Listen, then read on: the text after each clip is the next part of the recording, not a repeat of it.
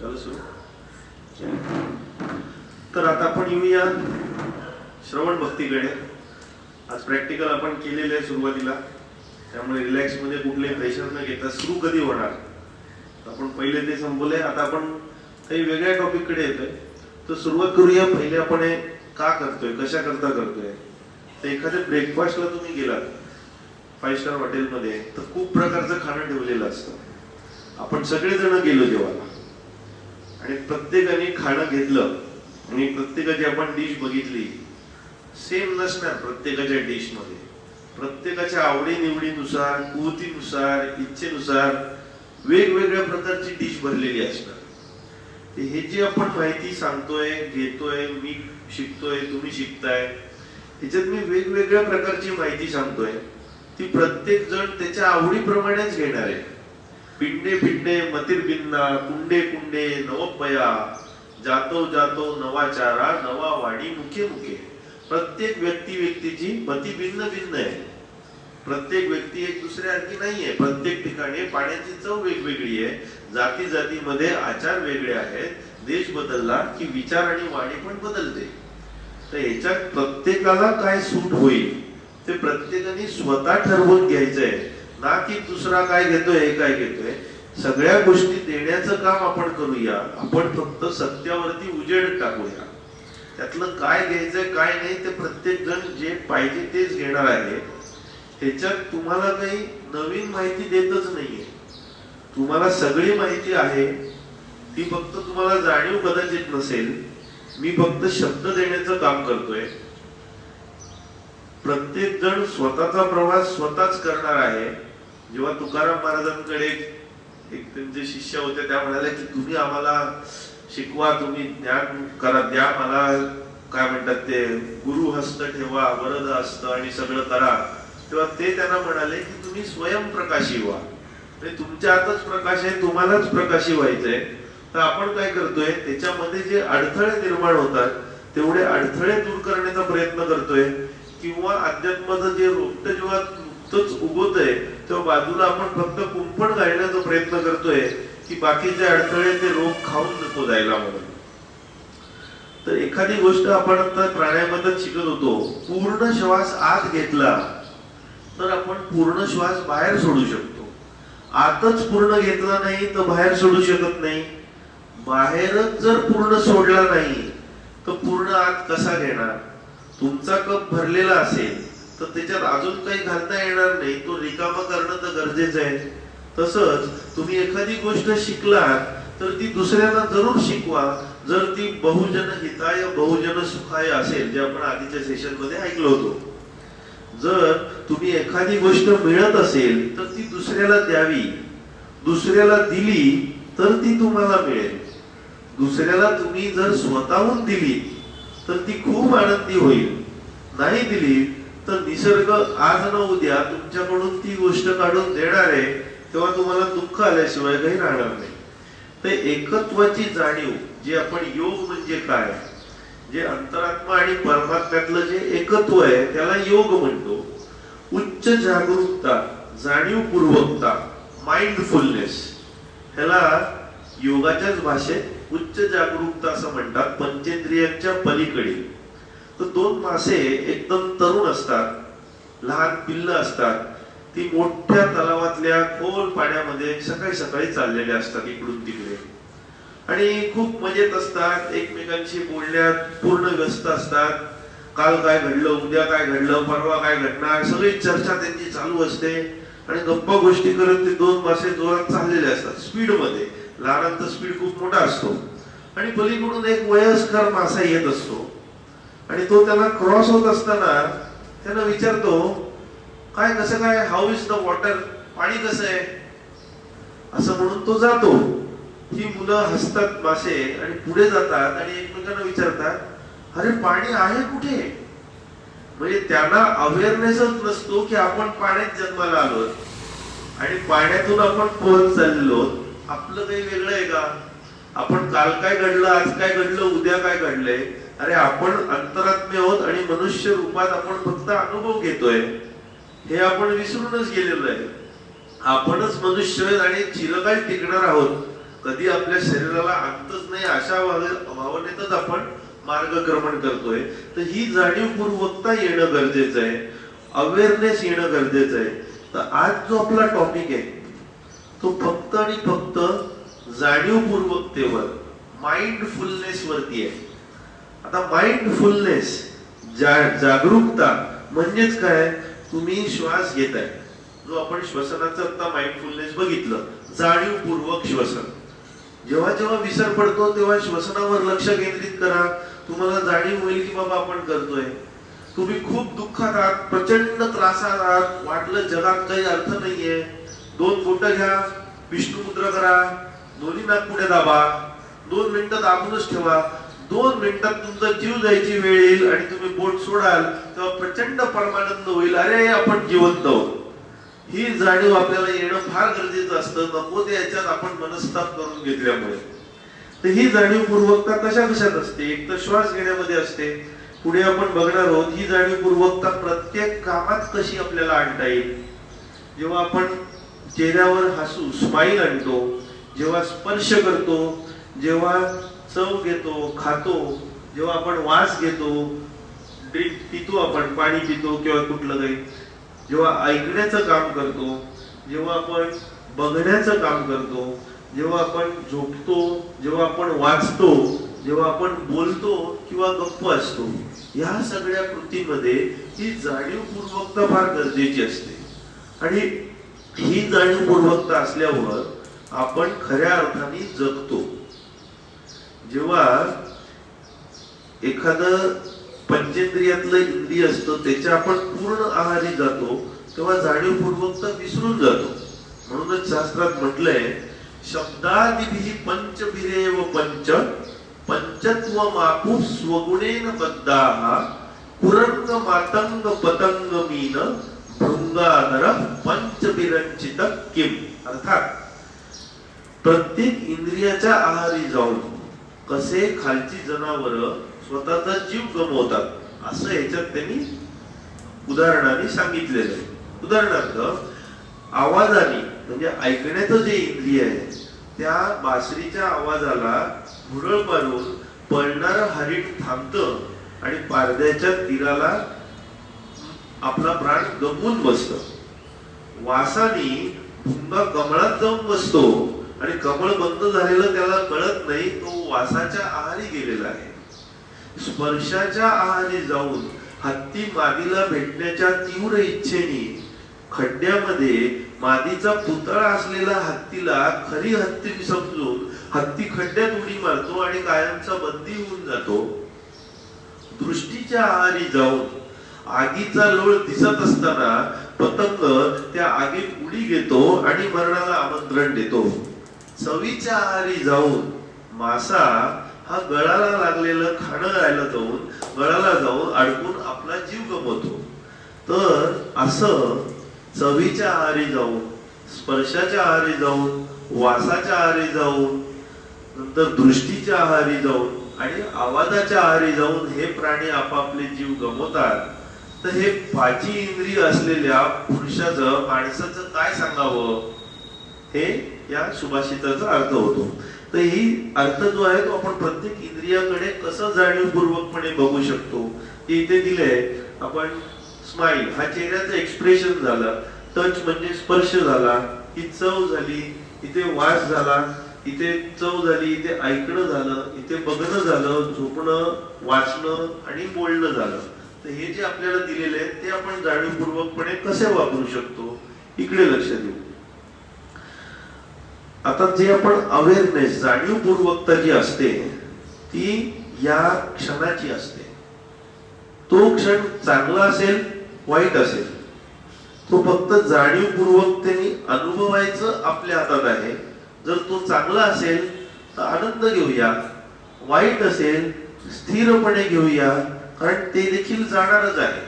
कुठली गोष्ट चिरकाळ टिकणारी जर नाहीये तर त्याच्यात आपण इन्व्हॉल्व्ह होऊन चालणार नाही. म्हणूनच म्हणतात सुखम वा यदि वा दुःखम, प्रियम वा यदि वा प्रियम.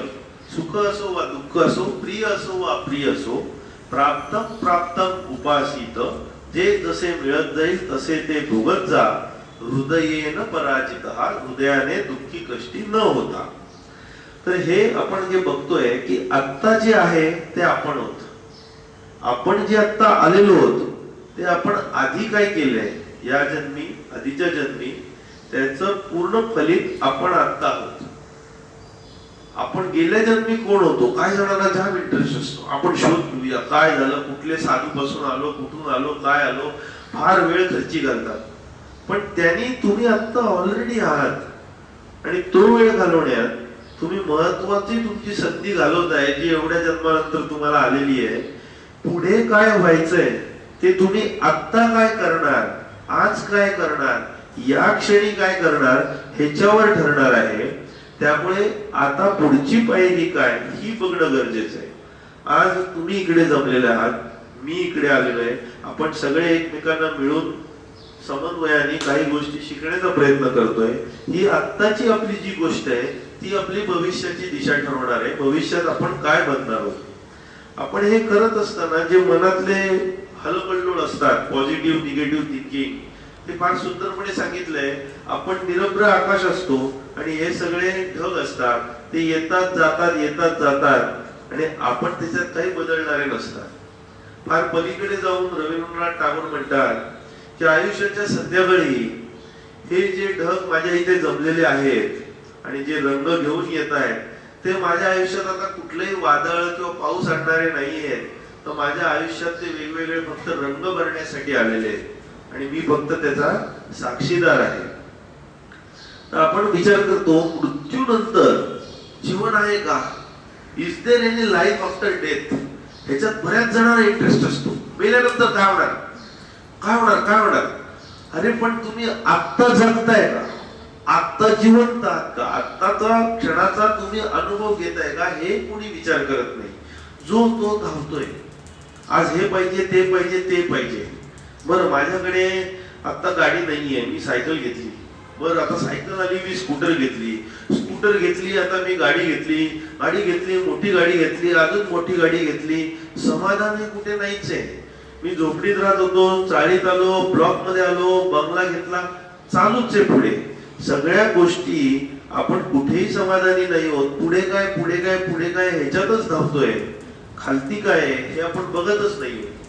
तुम्ही ज्या गोष्टी आता मिळवलेल्या आहेत त्या गोष्टींची कधीतरी तुम्ही इच्छा केली होती आणि तुम्ही इथपर्यंत पोहोचलाय. आणि तुम्हाला ज्या गोष्टी आता मिळालेल्या आहेत त्याच्यापेक्षा कमी गोष्टीत जगात बरेच जण सुखी आहेत ह्याची तुम्हाला जाणीव नाहीये. त्यामुळे तुम्हाला इच्छाच करायची असेल तर नवीन गोष्टी शिकण्याची इच्छा करा, चांगल्या गोष्टी शिका, चांगले आदर्श शिका आणि उच्च आदर्शाकडे वाटचाल करण्याची आपण इच्छा ठेवू. त्यामुळे म्हटलेलं आहे यशसी चाभिरुचिर व्यसनम श्रुतौ प्रकृती सिद्धम इदम हि महात्मना. ते वेगवेगळं आहे. म्हणजे सदसी वाक्पटुता युधी विक्रमहा, म्हणजे कुठे काय काय गोष्टी चांगल्या आहेत, तर यश कुठे मिळवावं, अधिक ज्ञान मिळवण्यामध्ये इथे लक्ष देऊया, ना की भौतिक मटेरियल गोष्टींच्या मागे लागूया. तिथे आपण माइंडफुलनेस, जाणीवपूर्वकता विसरून जातो. म्हणूनच म्हटलेलं आहे eat lightly, breathe deeply and live moderately. हलका आहार ठेवा, खोल श्वास घ्या, जो आपण आता मगाशी केला. खोल श्वास 4.8 लिटर आत, 4.8 लिटर बाहेर. आणि समतोलपणे, बॅलन्सपणे, मॉडरेटली जीवन जगा. अति तिथे माती नको, खूप जास्त नको, खूप कमी पण नको. बॅलन्स ठेवण्याचा प्रयत्न करा. Eat lightly, breathe deeply and live moderately. Japanese भाषेतल्या काही कन्सेप्ट आहेत, ते इचिगोइची म्हणून पुस्तक आहे, त्यातल्या काही कन्सेप्ट मी तुमच्या समोर आता ठेवतोय या पुढच्या 1-2 पॉइंट मध्ये. तर कायका, कायका म्हणजे कळी आणि मॅनकाई म्हणजे पूर्ण उमललेली कळी. एकदम रिलॅक्स मध्ये ऐका, काही परीक्षा नाही याच्यावरती. नंतर काही विसरलात तर युट्यूब मध्ये तुम्ही बघू शकता. मेन आपला प्राणायाम झालेला आहे, त्यामुळे प्रेशर घेऊन ऐकण्यापेक्षा समजून घ्या, इंटरेस्टिंग आहे. आणि जेव्हा तुम्ही इंटरेस्टने ऐकता, आनंदासाठी ऐकता, तेव्हा उलट सगळ्यात जास्त शिकता. तर कायका म्हणजे कळी, आणि मॅनकाई म्हणजे पूर्ण फुललेलं फुल. आता जपानमध्ये जे चेरी ब्लॉसम असतात तो फक्त आठवडाभर चालतो. तिथला जो बहर आलेला असतो, आपल्या इथे काही चेरी ब्लॉसम असतात, त्या मोहिंदर सिंग काबुल सिंगच्या इथे किंवा अजून 2-3 ठिकाणी आपल्याकडे आहेत चेरी ब्लॉसमची गुलाबी रंगाची फुलं येतात. तर ते चेरी ब्लॉसम कळी जी आलेली असते त्याचं फुल आठवड्याभरात होतं आणि आठवड्यानंतर ती फुलं गळून पडतात. तो जो फुललेला बहर असतो त्याला साकुरा म्हणतात. तर त्या वेळेला जपानमध्ये बऱ्याच वेळेला सुट्टी दिली जाते. रात्री पण लोक बागेत जाऊन तिथे एन्जॉय करतात, कारण हे 7 दिवस त्यांना परत वर्षभरात मिळणार नसतात. तर हा आयुष्याचा जो क्षणिक आनंद आहे तो पूर्णपणे कसा उपभोगता यावा, जाणीवपूर्वकपणे कसा उपभोगता यावा, म्हणून काय का 1 आठवड्यात मानकई होणार आहे तर तो आपण आनंद घेऊया त्या साकुराचा. कधी कधी तिथे वादळ वारा आला तर आठवड्याच्या आतच तो सगळा बहर पडून जातो. त्याला हुनो फुबुकी म्हणतात. हुनो फुबुकी म्हणजे वादळ वारा आणि त्याच्यात सगळं पडून गेलं.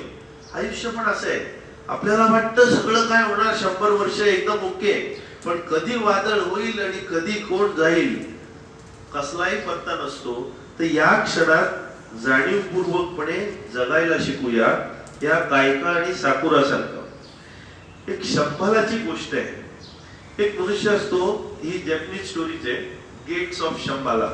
तर तिकडे एका डोंगरात तो जात असतो मेंढपाळ सारखं, आणि तिकडे डोंगरात चढत चढत जात असताना अचानक त्याला असा दिव्य प्रकाश दिसतो आणि डोंगराच्या कपाळी ते कसं गेट दिसतो उघडताना, आणि पुढे दिव्य भव्य दृष्टी दिसते, स्वर्ग दिसतो, देव पण आलेला असतो.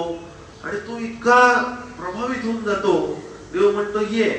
तो म्हणतो नाही नाही मी आलो, जरा घरी जाऊन घरच्यांना घेऊन येतो. तो म्हणतो बघ गेट बंद होईल. तो म्हणतो आलोच मी आलोच. त्याला राहवतच नाही. तो जातो धावत धावत घरच्यांना घेऊन येतो. तोपर्यंत काही उरलेलं नसतं. गेट बंद झालेलं असतं, सगळं गायब झालेलं असतं. म्हणजे जेव्हा तुम्ही प्रत्येक क्षण अनुभवत असता तेव्हा वाट बघू नका की मी नंतर करतो, आत्ता पहिले बाकीचं करतो मग करतो.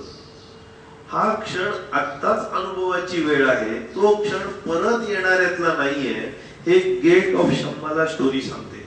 त्यामुळे आयुष्यात आपल्या असे बरेच क्षण येतील, तेव्हा तुम्ही त्याला पाठ वळवून जाऊ नका. ते क्षण उपभोगा, कारण ते परत येणार नाहीये. तो अनुभव जगण्यासाठीच आपण आलेलो आहोत. तर कायका, इकिगाई, 10,000 आवर आणि मॅनकाई म्हणजे काय? तर इकिगाई पण जॅपनीज कन्सेप्ट आहे. ती काय मी थोडक्यात सांगतो एकदम. की 4 सर्कल तुम्हाला जर दिसत असतील तर 4 गोष्टींचा मेळ म्हणजे इकिगाई. जी गोष्ट तुम्हाला मनापासून आवडते, ज्या गोष्टीवर तुमचं मनापासून प्रेम आहे, हे पहिलं सर्कल झालं. आता ज्या गोष्टीत तुम्हाला मनापासून आवड आहे, मनापासून प्रेम आहे, तिला तुम्ही जास्तीत जास्त वेळ देणार. आणि जेव्हा तुम्ही तिला जास्तीत जास्त वेळ दिला तर तुम्ही त्याच्यात एक्सपर्ट होणार. मग तो क्रिकेटचा खेळ तेंडुलकरचा असो किंवा रोनाल्डोचा फुटबॉल असो किंवा AR रहमानचं गाणं असो, त्याला तुम्ही तितका वेळ दिला, बाकी सगळी बंधनं झुगारून, तर तुम्ही त्याच्यात तज्ञ होणं हे स्वाभाविक आहे. कारण का त्याला तुम्ही जास्तीत जास्त वेळ देताय. मग भले तुम्ही चुकीच्या पद्धतीने केलं आणि वेळ देत राहिला तर एक दिवस तुम्ही तज्ञ होणारच. विल्यम ब्लेक म्हणतो, fool who persist in his folly would become wise. जो मूर्ख त्याच्या मूर्खपणात टिकून राहतो तो एक दिवस शहाणा होतोच. जी गोष्ट मनापासून आवडते, भले तुम्ही चुकीची करत असाल, पण ती जेव्हा परत परत परत परत परत परत वेळ देऊन कराल तेव्हा ती बरोबर होणारच. आणि तुम्हाला ऑटोमॅटिकच सुधारणा कळत जाते. तीच गोष्ट परत करताना. त्यामुळे दुसरी गोष्ट आहे, दुसरं सर्कल ज्याच्यात तुम्ही तज्ञ झालेला. तिसरी गोष्ट, ज्या गोष्टीची जगाला खूप गरज आहे, वर्ल्ड नीड्स इट. आणि चौथी गोष्ट, चौथं सर्कल, ज्यामुळे तुम्हाला मोबदला, रिवॉर्ड मिळतो. तर पहिली गोष्ट जी तुम्हाला प्रेम आहे, आवड आहे. दुसरी गोष्ट ज्याच्यात तुम्ही तज्ञ होऊ शकता, एक्सपर्ट होता, जे केल्यामुळे जगाला फायदा होतो. आणि जगाला फायदा झाला तर तुम्हालाही त्याचा रिवॉर्ड मोबदला मिळतो, परतावा मिळतो. तेंडुलकरचं बघूया, तो क्रिकेटमध्ये त्याचं प्रेम आताही आहे, लहानपणी होतं.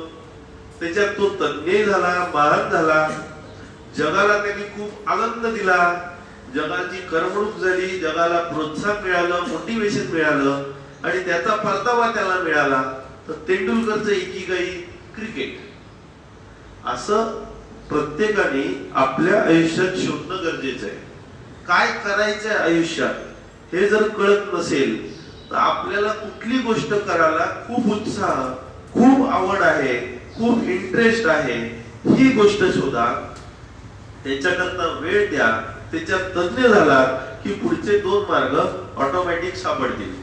तर ही इकिगाई जी आहे, आपलं इप्सित, आयुष्याचं इप्सित, ते इप्सित कळीप्रमाणे असतं. त्याच्यात तुम्ही इकिगाई जर आणली, इप्सित तुम्हाला कळलं आणि जर तुम्ही 10,000 तास दिले एखाद्या गोष्टीला, सायंटिफिक रिसर्च मध्ये एक गोष्ट तुम्ही 2 तास केली, 4 तास केली, 100 तास केली, 200 तास केली, जर 10,000 तास काही महिने, वर्षावरती जर त्या गोष्टीत तुम्ही दिले तर तुम्ही तज्ञ, एक्सपर्ट होता. तर 10,000 तास दिले तर तुमचं पूर्ण उमललेलं फूल तयार होतं, हे लक्षात घ्या. आता जाणीवपूर्वकता या क्षणाची आपल्याला येणं गरजेचं आहे, अनुभूती घेणं गरजेचं आहे. इंग्रजीमध्ये या क्षणाला काय म्हणतात? Present tense, past tense, future tense. किती छान शब्द आहे इंग्रजीमध्ये, प्रेझेंट. हा क्षण हे प्रेझेंट आहे, बक्षीस आहे. ते प्रेझेंट तुम्ही चांगल्या कव्हर मध्ये जर बांधलं कृतज्ञतेच्या, तर ते प्रेझेंट अजून सुंदर दिसेल. चांगलं संगीत लावा, चेहऱ्यावर हसू आणा, कृतज्ञतेचे शब्द आणा आणि हा क्षणाचं प्रेझेंट तुम्ही एन्जॉय करा, ना की त्याच्यावर अपेक्षाचं जाड कव्हर सुतळींनी बांधा आणि या प्रेझेंटचा कचरा करा. त्यामुळे प्रेझेंट आनंद घेण्यासाठी त्याच्यावर कृतज्ञतेचं कव्हरच सगळ्यात छान दिसतं. प्रत्येकामध्ये जाणीवपूर्वकतेचं बीज असतं, फक्त ते आपल्याला कल्टिवेट करणं गरजेचं असतं. विसर पडून घेऊन चालत नाही. जे गेल्या वेळेला मी म्हटलं, मी इथे बोलतोय, तुम्ही ऐकताय, सगळे जाणीवपूर्वक आहे. मी जेव्हा व्यायाम करतो, पेशंट बघतो, अभ्यास करतो, तेव्हा जाणीवपूर्वक असतो. पण इतर वेळेला विसरून गेले. ही जाणीवपूर्वकता जास्तीत जास्त दिवसभरात कशी येईल हे लक्ष दिलं तर दिवसातले जगण्याचे क्षण आपले वाढतील आणि खरोखरी मृत्यूनंतर काय याच्यापेक्षा आता आपण जगायला शिकू. कम्फर्ट झोन, नेस्ट, घरट्यातच प्रत्येकाला राहायला आवडतं. 2 मित्र असतात, ते 80व्या वर्षी भेटतात एका रेस्टॉरंट मध्ये, उपहारगृहात, बरं का, युरोप मधली गोष्ट. आणि ते भेटतात ऑलमोस्ट 40-45 वर्षानंतर. आणि ते भेटतात आणि म्हणतात, अरे ओळखलं का तुम्हाला? हो रे हो रे, मिठ्या मिठ्या मारतात आणि डोळ्यातून धारा वगैरे विचारू नका, इतकं की ते एकदम सगळे बघायला लागतात, अरे काय चालू काय, 40-45 वर्षानंतर एवढं काय घडलं. मग ते 2 तास गप्पा मारत बसतात की आपण 40-45 वर्षापूर्वी दुसऱ्या महायुद्धामध्ये युद्ध चालू असताना खंदकात, त्या ट्रेंच मध्ये आजूबाजूनी गोळ्यांचा मारा चालू असतो आणि ते 2 तास आपण कुठल्या अवस्थेत काढले आणि काय जीवन मरणाची परिस्थिती होती आणि आपण कसे तगलो आणि आपण आज कसे होतो. ही 2 तास गप्पा झाल्यावर नंतर एक दुसऱ्याला विचारतो, तू नंतर काय करतोय? तो म्हणतो हे केलं. तू काय करतो? हे केलं. ओके, टाटा बाय बाय, आणि ते निघतात. म्हणजे पुढे 40 वर्ष काय केलं ते एका वाक्यात शब्द, पण जे 2 तास ते घरट्या बाहेर होते, कम्फर्ट झोनच्या बाहेर होते, ते त्याला 2 तास बोलायला उरले. ते कधी तुम्ही विसरत नाही जेव्हा तुम्ही कम्फर्ट झोनच्या बाहेर असता. आज मी रात्री 1:45 वाजल्यापासून उठलोय, माझी पत्नी 3 वाजल्यापासून जागी आहे. तुम्ही सकाळी यायचं म्हणून लवकर उठून आले, रविवारची सकाळ, कम्फर्ट झोनच्या बाहेर जाऊन आलेले. तुम्ही जेव्हा मागे वळून बघाल तेव्हा नाही, हा प्राणायामाचा आपल्याला उपयोगाला आहे. हा कुत्रा पण एकदम छान आलेला आहे आपल्याकडे बघायला. कुत्र्यावरून मला गोष्ट आठवली धर्माची. सगळे पांडव चाललेले असतात आणि शेवटी पुत्राच असतो आणि धर्म म्हणतो कुत्रा घेतल्याशिवाय मी काही येत नाही. तो म्हणतो एकटं कुत्रा किंवा तुम्ही, तो म्हणतो कुत्र्याला घ्या आणि मग कुत्र्यातूनच धर्मराज जागे होतात आणि तो म्हणतो मीच धर्म आहे, ये स्वर्गामध्ये. आज कुत्रा आला आपल्याला आनंदच आहे. तर हे कम्फर्ट झोनच्या बाहेर पडायला आपण शिकूया. जेवढं कम्फर्ट झोनच्या बाहेर जाल तेवढं तुम्ही बरोबर आहे. ज्या दिवशी तुम्हाला वाटेल आज सगळं काही ओके चालू आहे, तुम्ही बरोबर जगत नाही आहात. प्रवासाला जेव्हा व्यक्ती जाते तेव्हा 20% आउट ऑफ कम्फर्ट झोन असते आणि 80% कम्फर्ट झोन मध्ये असते. पण जेव्हा साहसाला जाते, ऍडव्हेंचरला जाते, माउंटनिअरिंगला जाते किंवा वेगवेगळी साहस, तेव्हा 80% आउट ऑफ कम्फर्ट झोन असतो. तेव्हा तुम्ही खऱ्या अर्थाने आयुष्य शिकता. म्हणूनच म्हणतात केल्याने देशात कांटास. आता ही पण जॅपनीज कन्सेप्ट आहे. तिकडे चांगल्या प्रकारची तलवार असते, प्रचंड धारदार आणि अतिशय शुद्ध. त्याच्यात केवळ 1 ते 2% कार्बन असतो. मग ती शुद्ध, पॉवरफुल आणि प्युअर बनवायला त्याच्यातली इम्प्युरिटी काढायला लागते. ज्या गोष्टी गरजेच्या नाहीयेत त्या तुम्ही काढत जाता तेव्हा ती गोष्ट शुद्ध होत जाते. त्यामुळे आपण कोण आहोत हे जर पाहिजे असेल तर आपण कोण नाही होत हे शिकूया. जे शंकराचार्य निर्वाण षटकम मध्ये म्हणतात, मनोबुद्धी अहंकार चित्ता विनाहम न च श्रोत्र जिव्हे न च घ्राण नेत्रे न च व्योम भूमी न तेजो न वायू चिदानंद रूप शिवोहम शिवोहम. अशी 6 श्लोक आहेत त्यांचे. त्याच्यात मी कोण कोण नाहीये आणि मी शेवटी कोण आहे हे जर आपण ओळखू शकलो आणि आपण जे नाही होत ते जर डिलीट करू शकलो तर त्याला आत्मसाक्षात्कार, अवेकनिंग असं म्हणतात.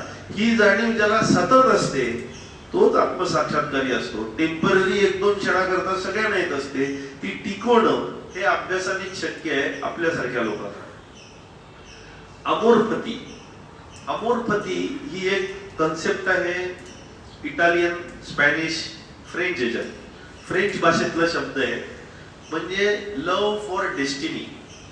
म्हणजे जे तुमच्या विधिलिखितात लिहिलेलं आहे ते काहीतरी कारणासाठी, चांगल्यासाठीच घडतंय. हेच माझ्या आयुष्यात का, हेच मला का, असं म्हणून रडणारे आपण आजूबाजूला पुष्कळ बघतो. पण जेव्हा आपण सकारात्मक पद्धतीने घेतो आणि मागे वळून नंतर बघतो तेव्हा हे का घडलं, हे कशा करता घडलं हे तुम्हाला कळायला लागतं. जेव्हा स्टीव्ह जॉबनी भाषण दिलं की त्याला हे स्टॅनफोर्ड युनिव्हर्सिटी समोर त्यांनी दिलं होतं 2007 ला पॅन्क्रियास कॅन्सर डिटेक्ट झाल्यावर, तर तो म्हणाला मी कॉलेजला अर्धवट सोडलं तरी जायचो, तिथे कॅलिग्राफी शिकलो, लिहायचं कसं. मला तेव्हा प्रश्न पडला मी का शिकतोय, कशा करता शिकतोय, काय उपयोग नाहीये. पण नंतर जेव्हा मी पहिला कॉम्प्युटर शोधून काढला मॅकिंटॉश आणि त्याच्यात जेव्हा कॅलिग्राफीचा फॉन्ट आणला तेव्हा मला साक्षात्कार झालं मी का शिकत होतो. शाळेत असताना मलाही वाटायचं मी संस्कृत का शिकतोय. आमच्या कुंडे मॅडम परमपूज्य एकदम छान शिकवायच्या, त्या खूपच आमच्याकडून घासून घ्यायचा. पण मला कळायचं आयुष्यात काय याचा उपयोग होणार. पण जेव्हा मी वर्ल्ड योगा सेंटरला योगा टीचर ट्रेनिंग कोर्स केला, माझा फिलॉसॉफी दररोजचा अभ्यास चालू असतो, तेव्हा जी काही संस्कृत मधली सुभाषित शिकतो तेव्हा मागे म्हणून बघितल्यावर कळतं अरे खूप सुंदर आहे. त्यामुळे कधी कधी तुम्ही विणकाम करत असताना ते असं लाकडाचा गोल असतो आणि करत असताना तुम्हाला कळत नाही काय चालू आहे, पण तुम्ही जेव्हा उलट फिरवता तेव्हा सुबक नक्षीकाम तुम्हाला दिसतं. तर प्रत्येक गोष्ट तुमच्या आयुष्यात घडत असते ती काही ना काहीतरी कारणाने घडत असते. ती सकारात्मकपणे घेण्याची वृत्ती तुम्हाला या अमोरफतीने होऊ शकते. नकारात्मक दृष्टिकोन बाहेर काढून ही काहीतरी चांगल्यासाठी होते. तसं अमिताभ बच्चनचे वडील हरिवंशराय बच्चन म्हणतात, मन का हो तो अच्छा, मन का ना हो तो और भी अच्छा, क्योंकि वो उसके मन का हो रहा है. आपण पुढे येऊ, लहान मुलं जी आपण बघतो, आपण सुस्तावलेले असतो, कुठल्या विचारात गुंतलेले असतो, पण मुलं येऊन बागडत येतात, नाचत येतात, तुम्हाला हात मिळवतात, हे करतात, वेगवेगळ्या फ्रेश आवाजात बोलतात आणि तुम्हाला जाणीव होते अरे आपण जगालाच विसरतोय.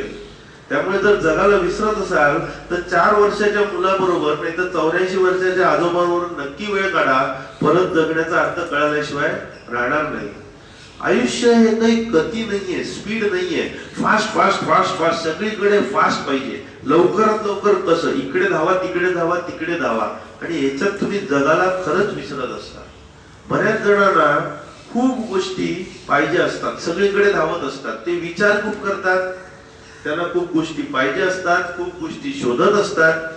हे करत असण्यात ते जगायचा आनंदच विसरून जातात. त्यामुळे मध्ये पॉज घ्या, श्वसनावर केंद्र लक्ष करा, श्वास घ्या की तुम्ही धडधाकट आहात, दोन्ही किडनी, हृदय, बाकी सगळ्या गोष्टी, तुमचं जे शरीर आहे चालतं फिरतंय. आता काही तुम्ही अपंगत्वात नाही आहात, कुठलाही टोकाचा कॅन्सर वगैरे झालेला नाही, हे मी सर्वसाधारण लोकांसाठी म्हणतोय. पण आपण प्रत्येक वेळेला जेव्हा परमेश्वराला म्हणतो की अरे मला तू हे दिलं नाही, हे दिलं नाही, हेही दिलं नाही, तेव्हा हा विचार करा की अरे मला तू जे नको होतं ते पण नाही दिलेलं, तेही नाही दिलं, हेही महत्वाचंच आहे. एक मोठा खेळाडू होता, त्याला एड्स झाला आणि त्याची मुलाखत घेताना वार्ताहरांनी विचारलं त्याला की काय रे तुला एड्स झाला, कसं काय झालं तुझ्याच बाबतीत असं आणि आता कसं. ही सगळी एड्स जेव्हा सुरुवात होती, पूर्वीची गोष्ट आहे, 30-40 वर्षापूर्वीची, 83-84 सालची, तेव्हा कोणाला याचं पूर्ण अवेअरनेस नव्हतं, आजाराची उकल नव्हती. तेव्हा त्या खेळाडूंनी खूप छान उत्तर दिलं. तो म्हणाला जगामध्ये लाखो करोडो लोक टेनिस खेळतात, त्यातले हजारो लोक कॉम्पिटिशन खेळतात, त्यातले शेकडो लोक इंटरनॅशनल लेवलला पोहोचतात आणि त्या शेकडो लोकांपैकी काही हजारच कॉम्पिटिशन जिंकतात आणि त्यातले काही जण विम्बल्डनला पोहोचतात. आणि विम्बल्डन कॉम्पिटिशन जिंकणारे आतापर्यंत फक्त बोटावर मोजण्यासारखे आहेत आणि त्यातला मी एक आहे, त्याचं नाव आर्थर ॲश. गोष्ट अशी की या व्यक्तीला जेव्हा झालं तेव्हा तो म्हणतो की मी जेव्हा ही स्पर्धा जिंकलो इतक्या वेळा, तेव्हा मी कधी देवाला विचारलं नाही मीच का, तर आता मी देवाला का विचारू मीच का. त्यामुळे तुमच्याकडे जी ब्लेसिंग्स देवाने दिलेली आहेत ती 90-95% आहेत. 5%च देवाने काही तुम्हाला दिले जे प्रत्येकालाच प्रॉब्लेम ठेवलेत, मग तो बिल गेट्स असो नाहीतर जेफ बेझोस असो. पण आपल्याकडे चांगल्या गोष्टी काय केल्यात ह्याची जाणीवपूर्वकता ठेवणं, तर आजचा क्षण आपण आनंदाने उपभोगू शकतो. जेव्हा आपण प्रार्थना करतो तेव्हा आपण देवाशी बोलत असतो आणि आपण ध्यान मेडिटेशन करत असतो तेव्हा आपण देवाचं ऐकत असतो. तर हे माइंडफुलनेसचे फायदे काय आहेत की जाणीवपूर्वकता तुम्हाला ज्या वेळेला डेव्हलप होईल तेव्हा तुम्हाला काय आवडतंय, कशात तुम्ही बेस्ट आहात ते तुम्ही करायला सुरुवात करता. पण जे.के. रोलिंग पण 50च्या आसपास हॅरी पॉटर लिहू शकते ना, KFCचा मनुष्य आणि वेगवेगळे जे एंटरप्रेनर आहेत ते उतार वयात देखील मोठमोठ्या चांगल्या गोष्टी करू शकतात. प्रत्येक जाणीवपूर्वकतेने तुम्ही प्रत्येक गोष्ट ही शेवटची गोष्ट आहे, हे शेवटचं काम आहे अशा पद्धतीने केलं तर ती जाणीवपूर्वकता वेगळ्याच लेवलला घेऊन जाते. जाणीवपूर्वकतेने गोष्ट करताना तुम्ही गोष्टी शिकत असता. जेव्हा तुम्ही जाणीवपूर्वकतेने एखादी गोष्ट करता तेव्हा तुम्हाला तुमचं भान येतं. एक उदाहरण देतो बघा छान. या विश्वामध्ये आपण जर अंतर मोजायचं झालं तर मिलीमीटर, सेंटीमीटर, मीटर, किलोमीटर असं मोजतो. पण जेव्हा अंतर खूप जास्त असतं तेव्हा आपण काय करतो, प्रकाश वर्ष हे एकक वापरतो. तर प्रकाश वर्ष म्हणजे काय, तर प्रकाशाचा किरण एका पॉइंट पासून दुसऱ्या पॉइंट पर्यंत पोहायला जो वेळ लागतो त्याला एक प्रकाश सेकंद म्हणतात. आणि हे काही हजार किलोमीटरच्या वरती आहे. हजारो किलोमीटर एका सेकंदात प्रकाश जातो. काही मिनिटात तर अगणित किलोमीटर म्हणजे कोट्यावधी किलोमीटर जातो. काही मिनिटात 7 ते 8 मिनिटात सूर्याचा प्रकाश पृथ्वीवर पोहोचतो. म्हणजे समजून घ्या काय अंतर आहे. असं 1 वर्षभर जर प्रकाश प्रवास करत राहिला तर किती अंतर होईल, 365 दिवस, त्याला एक प्रकाश वर्ष म्हणतात. नीट लक्षात घ्या. उदाहरण जाणीवपूर्वकता दाखवतोय मी. तर अशी शेकडो हजार वर्ष, 100 मिलियन इयर्स, एवढं प्रकाश वर्ष, शेकडो हजारो वर्ष प्रकाश वर्ष जर प्रकाश ट्रॅव्हल केला तर आपली आकाशगंगा कव्हर होते. अशा अनेक आकाशगंगा या विश्वामध्ये आहेत. त्या शेकडो हजार वर्ष प्रवास करणाऱ्या प्रकाश वर्षाच्या अंतरात आपली एक सौर मालिका आहे. त्या सौर मालिकेत आपली पृथ्वी आहे. त्या पृथ्वीवर 5 खंड आहेत, 2/3 समुद्र आहे आणि त्या पृथ्वी 5 खंडातला आशिया खंड, त्यातला भारत, त्यातला महाराष्ट्र, त्यातलं कल्याण शहर, त्यातला आग्रा रोड, ज्ञानेश्वर मंदिर, हा हॉल आणि त्यातली तुम्ही आणि मी. किती आपण महत्व देत असतो बघा स्वतःला या अफाट विश्वामध्ये. ही जाणीवपूर्वकता आपल्याला आली तर आपला भ्रम निघून जातो की आपणच विश्वाचे केंद्र बिंदू आहोत. तो आपला इगो असतो. जेव्हा आपल्याला कळतं की आपण नसलो तरी हे विश्व व्यवस्थित चालू राहणार आहे. गमतीचा भाग, सरपटणारे प्राणी, मुंग्या, डास जर नसतील तर खरोखरीच विश्व संपेल काही महिन्यात. पण मनुष्य प्राणी नाहीसा झाला तर विश्व व्यवस्थित चालू राहील. हे बऱ्याच सायंटिस्टनी देखील सिद्ध केलेले आहे. तरी आपण सगळ्यात महत्वाचे घटक म्हणून समजत असतो. दुसरा जाणीवपूर्वकतेचा भाग, आयुष्यात आपण कुठल्या टप्प्यावर आहोत, आपण कुठल्या दिशेने चाललोय, आपण आपल्याला हव्या त्या दिशेने चाललोय का इतरांच्या समाधानासाठी चाललोय, हे करण्यात आपल्याला खरोखरच आनंद मिळतोय का, उरलेलं आयुष्य आपण समाधानाने घालवतोय का, काही शिकण्यामध्ये घालवतोय का. कारण या जन्मातून आपण हे शरीर सोडून जाणार तेव्हा सगळ्या भौतिक गोष्टी इथेच ठेवायच्या आहेत. फक्त अनुभव आणि ज्ञानाची शिदोरीच घेऊन जाणार आहोत. तर का नाही आपण शिकायला सुरुवात करावी, रोज काहीतरी वाचन करायला सुरुवात करावी, की आपण पुढे येऊच. जेव्हा जाणीवपूर्वकता येते तेव्हा मनातली चिंता भीती निघून जाते. 2 बोटांनी नाक दाबल्यावर जर जीव द्यायची वेळ येते तर भीती कसली बाळगायची. सगळी भीती मनाचेच खेळ असतात. 99% आपण जे गेल्या वेळेला बघितलं ते मनाच्या खेळानेच भीती असते.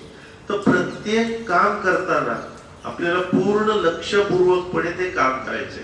आता आपण मेन पॉइंट वर येतोय, जाणीवपूर्वकतेच्या रोजच्या जीवनातल्या घटना ज्या आपण जाणीवपूर्वकतेने बघतो. तर याच्यात जॅपनीज कन्सेप्ट आहे वाबीचा. वाबीचा म्हणजे जॅपनीज टी सेरेमनी, चहा पिण्याचा एक समारंभ असतो तिकडे. तर त्याच्याकरता ठराविक मोजमाप केलेली एक रूम असते. त्या रूम मध्ये ठराविक इंटिरियर डेकोरेशन असतं. खालती बसून ते टेबल, त्याच्यावरती चहा आणि सगळं सेरेमनीने ते करायचं असतं. हे सगळं करण्यामागे प्रयोजन काय, तर तुमची 5 इंद्रिय त्या चहावरती केंद्रित झाली पाहिजेत आणि तो चहा देत असताना, पीत असताना, वास घेत असताना, चव घेत असताना, त्यावेळेचं ते संगीत ऐकत असताना तुम्ही पूर्णपणे त्या क्षणात जगण्याचं काम करत असता. ह्याला वाबीचा म्हणून म्हणतात. त्याचप्रमाणे जार्जिन जे आहेत ते 5 सेन्सेस एकत्र येतात. तर जे तुम्ही काम करताय, आता मी जे बोलण्याचं काम करतोय, तुम्ही जे ऐकण्याचं काम करताय, ते पूर्ण मन लावून पूर्ण फोकसनी तुम्ही ऐकताय. जगातलं सगळ्यात महत्वाचं काम आहे जे मी तुम्हाला सांगतोय आणि सगळ्यात महत्वाचं काम आहे तुम्ही ऐकताय. अशा प्रकारे आपण आत्ताचा टास्क करतोय. नंतर प्रत्येक टास्क आपण त्याच पद्धतीने करू शकतो. एक बाई स्वयंपाकघरात तिची भांडी विसरत असते. गंमत बघा, ती भांडी विसरत असते, फेस येत असतो आणि खूप आनंदाने ती विसरत असते आणि तिच्या डोळ्यातून अश्रुधारा येत असतात ते करत असताना, आणि ती खूप प्रेमाने ती भांडी विसरत असते.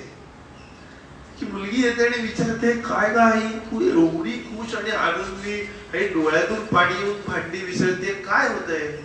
ती म्हणते, बेटा 10 वर्ष मी आंधळी होते, गेल्या आठवड्यात माझं कॉर्निया ट्रान्सप्लांट झालं, आज मला भांडी विसरताना दिसताय. ह्याची जाणीवपूर्वकता मला आली आहे, त्यामुळे या घटनेतही मला खूप आनंद होतोय. ही जाणीवपूर्वकता प्रत्येक टास्क मध्ये आली आणि तुम्ही ते पूर्णत्वाने केलं तर तुम्ही जगणं शिकलात. मग ते काम भांडी विसरण्याचं असो, शिकण्याचं असो, शिकवण्याचं असो, किंवा खाटकाचं नुसतं कापायचं आणि विकायचं असो, हे जो करतो तो व्याध देखील व्याधगीता सांगून जातो. कारण तुम्ही पूर्ण कामामध्ये इन्व्हॉल्व्ह व्हा. कामाशी पूर्णपणे एकरूप व्हा. आता हे करत असताना तुमच्या आयुष्याची क्वालिटी सुधारते, प्रत वाढते, कारण का तुम्ही प्रत्येक क्षण खरोखरीच जगत असता. तुम्ही अनुभवाला जास्त महत्व देता ना की मटेरियलिस्टिक गोष्टींना. तुम्ही इतरांना मदत करायला उत्साही होता कारण तुम्हाला क्षणाचं महत्व कळलेलं असतं, त्याची दुर्मिळता कळलेली असते. तुम्ही आयुष्यात जास्त समाधानी व्हायला लागता. जो आयुष्यात नीट जगलाच नाही तो समाधानी कसा होईल? जेव्हा तुम्ही एखादा दिवस पूर्णत्वाने जगता, पूर्ण कपॅसिटीनी, पूर्ण मेहनतीने सकाळपासून रात्रीपर्यंत सार्थकी लावता, तेव्हा तुम्हाला गाढ निश्चिंत झोप येते की आजचा दिवस मी फुल ऑफ कपॅसिटी वापरला. जर आयुष्य अशा प्रकारे जगलं तर मृत्यू का नाही समाधानकारकपणे येणार? जे जगायलाच शिकले नाही त्याला मरणाची भीतीच वाटणार. प्रत्येक वेळेला मरण आला रे थांब मला जरा जगायचं बाकीच आहे, कारण तुम्ही जगायला शिकलाच नाही. रवींद्रनाथ टागोर यांचे गीतांजली काव्य संग्रह जर तुम्ही वाचलात, थोडा गहन आहे पण तो वाचलात तर प्रत्येक त्यांच्या काव्यामध्ये, प्रत्येक कवितेत जगण्याचा अर्थ आणि आता मी तयार आहे, देवाचं कधी बोलवणं येतंय त्याला, हे रवींद्रनाथ टागोर म्हणतात. एका कवितेत सुंदरपणे म्हणतात, हे देवा मी तुझा खूप आभारी आहे की तू मला हे नाट्य बघायला दिलंस, एवढं छान संगीत ऐकायला मला मधुर कान दिलेस, लोकांना प्रभावित मोहित करण्यासाठी मला सुंदर वाणी दिलीस, मला स्मरणशक्ती देऊन मी तुझा खूप कृपाभिलाषी आहे. आता मी तुला एकट्याच विचारत आहे की तुला भेटण्याची वेळ झाली आहे का, असं म्हणून ते कविता संपवतात. तर त्याची जाणीवपूर्वकता काय होती ती आपण लक्षात घेऊ. उगीच नाही नोबेल प्राइज मिळालं त्याला. आणि जेव्हा जाणीवपूर्वकतेने तुम्ही कुठलीही गोष्ट करता तेव्हा ऑटोमॅटिक त्याच्यात तुम्ही तज्ञता, मास्टरी अचीव केल्याशिवाय राहत नाही. आता ह्याच्यात डिसएडव्हान्टेजेस काय आहेत? जर तुम्ही माइंडफुल नसाल, जाणीवपूर्वक नसाल, जे आज आपण सगळीकडे बघतो. सगळ्यात महत्वाची गोष्ट सुपरफिशियल एंगेजमेंट, वरवरचं फक्त बघणं, पटपट पटपट चला पुढे चला, कम्प्लीट डिस्ट्रॅक्शन. कुठली यंग व्यक्ती जर बघितली, एका वेळेला एक काम नाही करत, 3-4 कामं एकाच वेळेला. नाही आम्हाला जमतं, मग एक ना धड भाराभर चिंता, ना एक काम धड नीट होतं, ना की तुम्हाला समाधान मिळतं. कारण एका वेळेला 4 कामं करण्याचा 8 तास तुम्ही करता, पण ती समाधानकारक जगण्याचा अनुभव न घेता करता. त्याच्यात तुम्हाला इन्स्टंट रिझल्ट पाहिजे. मग ते इंस्टाग्राम असो, फेसबुक क्लिप असो, युट्यूब क्लिप असो, 1-2 मिनिटाच्या बघून तुम्ही ते डोपामाइन म्हणजे सिक्रेशनचे हाय असतात त्याचे व्यसनाधीनच झालेले असतात. जेव्हा तुम्ही जाणीवपूर्वकपणे जगत नसता तेव्हा आयुष्यात अर्जंट काय ते पहिले करा, ते पहिले करा. पण महत्वाचं काय आहे? आपले आई वडील, आपली बायको, आपली मुलं, आपला नवरा, हे जी महत्वाच्या व्यक्ती आहेत त्या दुय्यमपणे राहतात. मग तुम्ही त्यांना बाजूला सोडून कामाच्या पाठीमागे फक्त धावत राहिलात. अर्जंट काय, पैसा काय, हे काय, ते काय, आणि महत्वाच्या गोष्टी जिथे तुम्हाला अनुभव मिळणार आहे त्या राहून जातात. कोणी मृत्यूशय्येवर असं म्हणत नाही, सर्वसामान्य मनुष्य, लक्षात घ्या, सर्वसामान्य मनुष्य मृत्यूशय्येवर कधी म्हणत नाही मी जरा थोडं अजून ऑफिस मध्ये काम करायला पाहिजे होतं. तो एकच म्हणतो मी जरा घरच्यांबरोबर ना जास्त वेळ द्यायला हवा होता. ही जाणीवपूर्वकता मरायच्या वेळेला येण्यापेक्षा जरा जिवंत असताना वेळ द्या. रोज आई वडिलांच्या पाया पडा, तुमच्या जवळच्यांना मिठी मारा, त्यांना हात लावा, स्पर्श घ्या, त्यांच्या बरोबर जेवा, शांतपणे बोला आणि ती जाणीवपूर्वकता अनुभवा. प्रत्येक गोष्टीसाठी जाणीवपूर्वकता नसेल तर मी पहिले हे करतो मग ते करतो, हे करतो मग आनंद घेतो, हे करतो मग आनंद घेतो म्हणण्यात तुम्ही तो क्षण जगातच राहून जाता. पहिले जगा आणि पुढे चला. आनंद घेणं हा प्रवासाचाच भाग आहे. ती मानसिकता पहिले तयार व्हायला पाहिजे कुठलाही प्रवास करण्यासाठी. कुठली गोष्ट पोस्टपोन करू नका. आपण काल काय घडलं, उद्या काय घडलं, ही व्यक्ती काय बोलली, त्या व्यक्तीने काय केलं, ही अशी कशी बोलली, ती तशी कशी बोलली, मी सुप्रीम कोर्टाचा जज, मला सगळं देवाने ज्ञान दिलंय, माझं कधी चुकतच नाही, चुकतं ते सगळं इतरांचं. या ह्याच्यात तुम्ही नकारात्मक गोष्टींनी स्वतःचं डोकं इतकं भरलेलं असतं की या क्षणाची जाणीवपूर्वक अनुभूती घेणं विसरूनच जातो. मनुष्य विचार करायला बंद करू शकत नाही, ही सगळ्यात मोठी दुःखद बाब आहे. जर विचार करणं आपण बंद केलं तर या क्षणाची अनुभूती घेऊ शकतो. जे सगळ्यात आनंदाचे क्षण आहेत तेव्हा लक्षात घ्या, तुम्ही कुठलाच विचार करत नसता, फक्त तो क्षण जगत असता. एका मनुष्य जंगलातून चाललेला असतो, कुठल्या तरी शिकाऱ्याचा त्याला एक बाण येऊन लागतो आणि तो बाण लागल्यावर तो रडायला लागतो. मी कोणाचं कधी काही वाकडं केलं नाही, मला बाण लागलाच कसा, मलाच का, मीच का, इथे एवढी झाडं आहेत, सगळे आहेत, मलाच बाण का, म्हणून तो रडत बसतो. त्याला आम्ही म्हणतो सेकंड एरो, दुसरा बाण. म्हणजे पहिला बाण जो आहे तो कोणालाही लागू शकतो आयुष्यात. Pain is inevitable, suffering is optional. गोष्ट अशी आहे, कुंतीने जेव्हा वर मागितला तेव्हा मला दुःख दे, पण दुःख सहन करण्याची शक्ती दे असं सांगितलं. कारण पेन हे कोणालाच टाळता येणार नाहीये, दुःख टाळता येणार का नाहीये हे माहिती होतं. परंतु जो आपण त्याचा मनस्ताप करून घेतो, मीच का, मलाच का, आणि कसं काय मी गरीब बिचारी किंवा गरीब बिचारा आणि जग माझ्याकरता त्रास देत आहे, ही भावना जी आहे त्यांनी आपण दुसरा बाण स्वतःला मारून घेतो. म्हणूनच संस्कृतात परत सुभाषित येतं, भैषज्यम एतत् दुःखस्य यदेत अन्नानुचिंतयेत. म्हणजे दुःखाची परत परत उगाळणी न करणं, दुःखाची परत परत उगाळणी न करणं हे दुःखावरचं वस्ताद औषध आहे. तुमच्या आयुष्यात चांगल्या काही गोष्टी आहेत त्या परत परत बोला, मग तुम्ही अट्रॅक्ट करता चांगल्या गोष्टी. नकारात्मक गोष्टींची परत परत उजळणी करून तुम्ही नकारात्मक गोष्टींना आकर्षित करताय. त्यामुळे आयुष्यातली जी भांडणं असतात ती भांडणं बहुतेक वेळेला तुम्ही जाणीवपूर्वकपणे समोरच्याचं न ऐकल्यामुळे होतं. नीट ऐकूनच घेतलं नाही, नीट समजूनच घेतलं नाही जाणीवपूर्वकपणे, तर गैरसमज होणार आणि गैरसमज झाले की भांडण होणार. त्यामुळे सगळ्या भांडणांचं मूळ जाणीवपूर्वकपणे गोष्टी समजून न घेण्यामध्ये. म्हणून जाणीवपूर्वकपणे समोरचा बोलत असताना नीट ऐका. अर्धवट ऐकलं, मनात दुसरेच विचार राहिले, ते आपण ऐकण्याच्या वेळेला येऊ. त्यामुळे जेव्हा तुम्ही इच्छा करता की मला आनंदी व्हायचंय, मग तुम्ही आता दुःखी आहात म्हणूनच तुम्हाला जास्त आनंदी व्हायचं, आणि किती आनंदी व्हायचा अंतच नाहीये. त्यामुळे समाधानी होण्याकडे लक्ष द्या.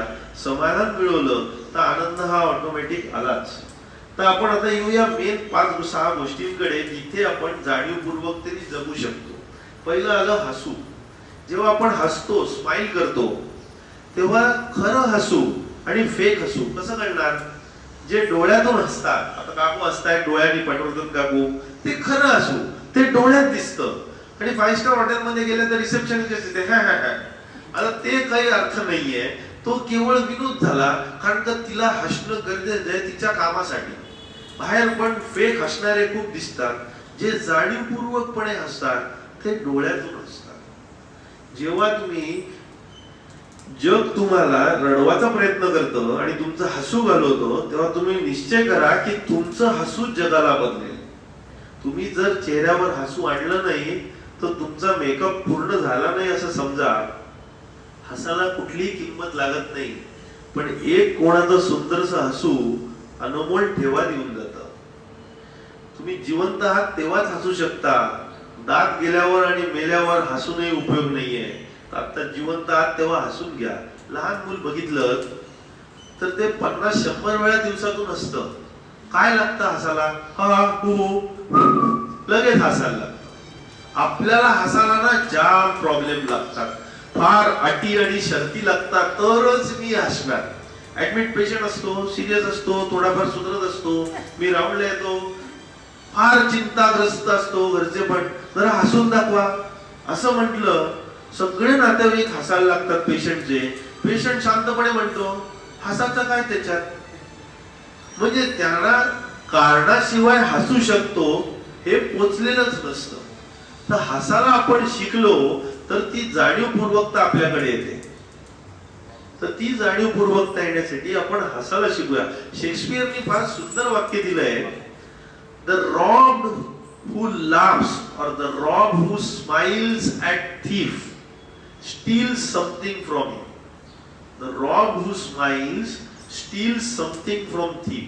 म्हणजे चोराने लुटलेला आहे एकाला आणि तो लुटला गेलेला आहे, तो चोराकडे बघून हसतोय की अरे तू फक्त भौतिक गोष्टी गेल्या पण तुझी मनशांती हरवून बसतोय आणि मी काही माझी मनशांती हरवलेली नाहीये आणि म्हणून तो हसतोय.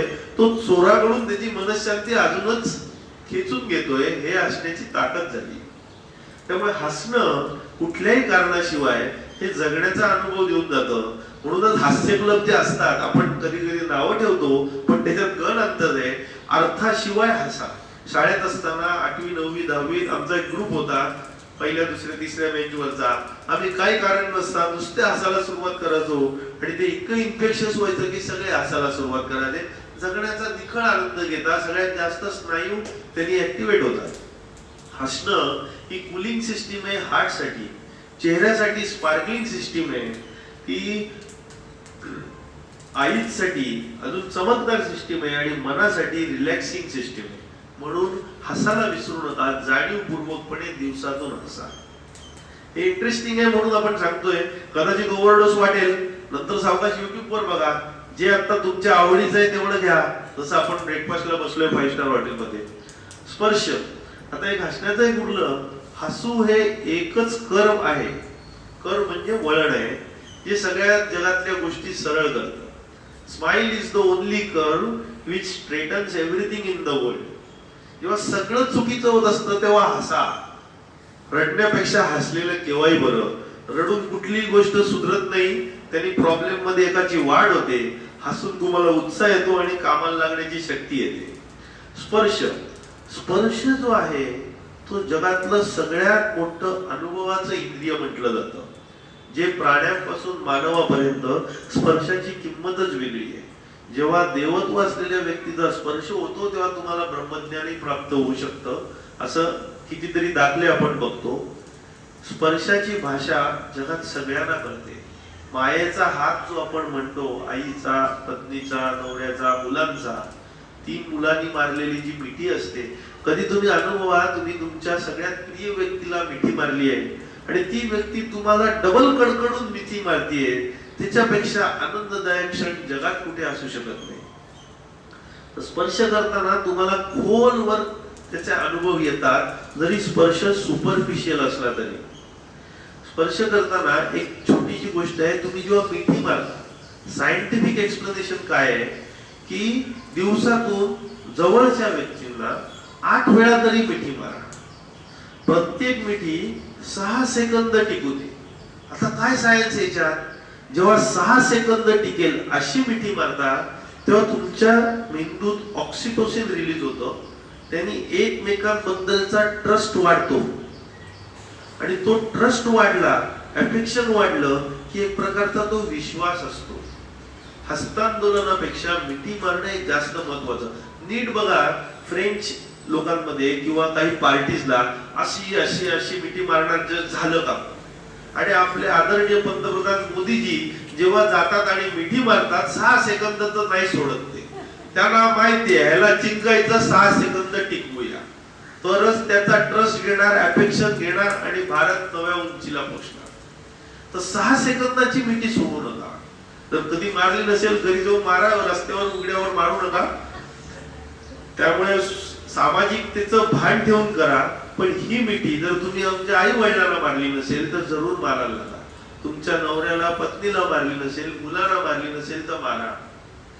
मी हे पुस्तक जेव्हा वाचत होतो, इचिगो इची, आणि त्या मिठीचा गोष्ट होती, तर माझे वडील जरा आजारी होते, सिरियस होते. आयुष्यात कधी वडिलांना मिठी मारली नव्हती मी विशेष. हे वाचल्यावर मी त्यांना रोज मिठी मारायला लागलो, सकाळ संध्याकाळ. आणि काही दिवसानंतर ते गेले. तेव्हा मला खूप समाधान मिळालं की आयुष्यात मी वडिलांना मिठी मारू शकलो. आता आयुष्यभर ते पोचत राहिलं. आणि पहिली दुसरी मिठी मारल्यावर वडिलांच्या डोळ्यात मला काही वेगळेच भाव दिसले होते. तर मिठी मारायला विसरू नका. ह्याचाच खूप सुरेख वापर राजकुमार इराणींनी केला होता मुन्नाबाई MBBS मध्ये, जादू की झप्पी. तर जादुकी चप्पी म्हणजे काय? समोरच्याला जिंकण्यासाठी मिठी मारा. स्वतःचं स्वत्व सोडून द्यायला शिका. त्याने तुमचा मूड सुधारतो, तुम्हाला स्फूर्ती मिळते, चालना मिळते. आता स्पर्शाचं ज्ञान जे आहे ते नुसतंच मिठी आणि अशा स्पर्शात नाही, तर तुम्ही उभे आहात, जमिनीवरचा स्पर्श अनुभवा. तुमचं वजन समतोल आहे ना बघा. दगडांवरून चालताना, वाळूत चालताना, गवतावर चालताना तो स्पर्श अनुभवा पृथ्वीचा. वातावरणात थंड हवा येते, गरम हवा येते, वारा येतोय, त्याचा अनुभव घ्या. कुठली गोष्ट खाताना त्याचं टेक्स्चर काय, त्या अन्नाचा स्पर्श अनुभवा. या पद्धतीने तुम्ही स्पर्शामध्ये जाणीवपूर्वकता आणू शकता. आता आपण येतोय चवीकडे आणि खाण्यामध्ये जाणीवपूर्वकता आपण कशी आणू शकतो. तर आपण पहिले कामामध्ये जाणीवपूर्वकता बघितली, हसण्यामध्ये जाणीवपूर्वकता बघितली, स्पर्शामध्ये जाणीवपूर्वकता बघितली. आता चवीत आणि खाण्यामध्ये, खाण्यामध्ये चवीमध्ये जाणीवपूर्वकता कशी. पॅरिसमध्ये पहिलं उपहारगृह निर्माण झालं, म्हणजे चालू केलं गेलं. लाज दे नुईर त्या चेन ऑफ रेस्टॉरंटचं नाव आहे. ते जगातल्या मोठ्या मोठ्या शहरांमध्ये आहे. काय विशेष आहे तिथे, तर त्या उपहारगृहात रेस्टॉरंटमध्ये काम करणारे सगळे वेटर आंधळे आहेत, फार आंधळे. त्या रेस्टॉरंटमध्ये जेव्हा तुम्ही खात असता तेव्हा काळा कुट्ट अंधार असतो, तुम्हाला खाणं दिसतच नसतं. आणि तुम्ही खात असताना विशेष काही बोलायचं नसतं, शांतता प्रस्थापित ठेवायची असते. मग ते नाकात जाणार नाही, तोंडात जाणार आणि कुठलं अन्न आहे कसं मिळणार.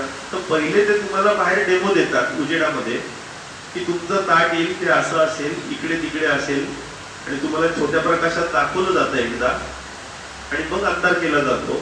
आणि तो वेटर अंधारा असतो, त्यामुळे तो कुठेच अडकळत नाही, त्याला कुठे जायचं अंधारात सगळं माहिती असतं. त्यामुळे तो देतो आणि तुम्ही ते खात असताना तुम्ही जी चवीचा अनुभव घेता पूर्ण जाणीवपूर्वकपणे, की नाक तुम्ही डोळ्यांनी काही बघू शकताय ना कानाने ऐकू शकताय, पूर्ण लक्ष तुमचं चवीवर आहे. जाणीवपूर्वकतेने तुम्ही खायला लागता.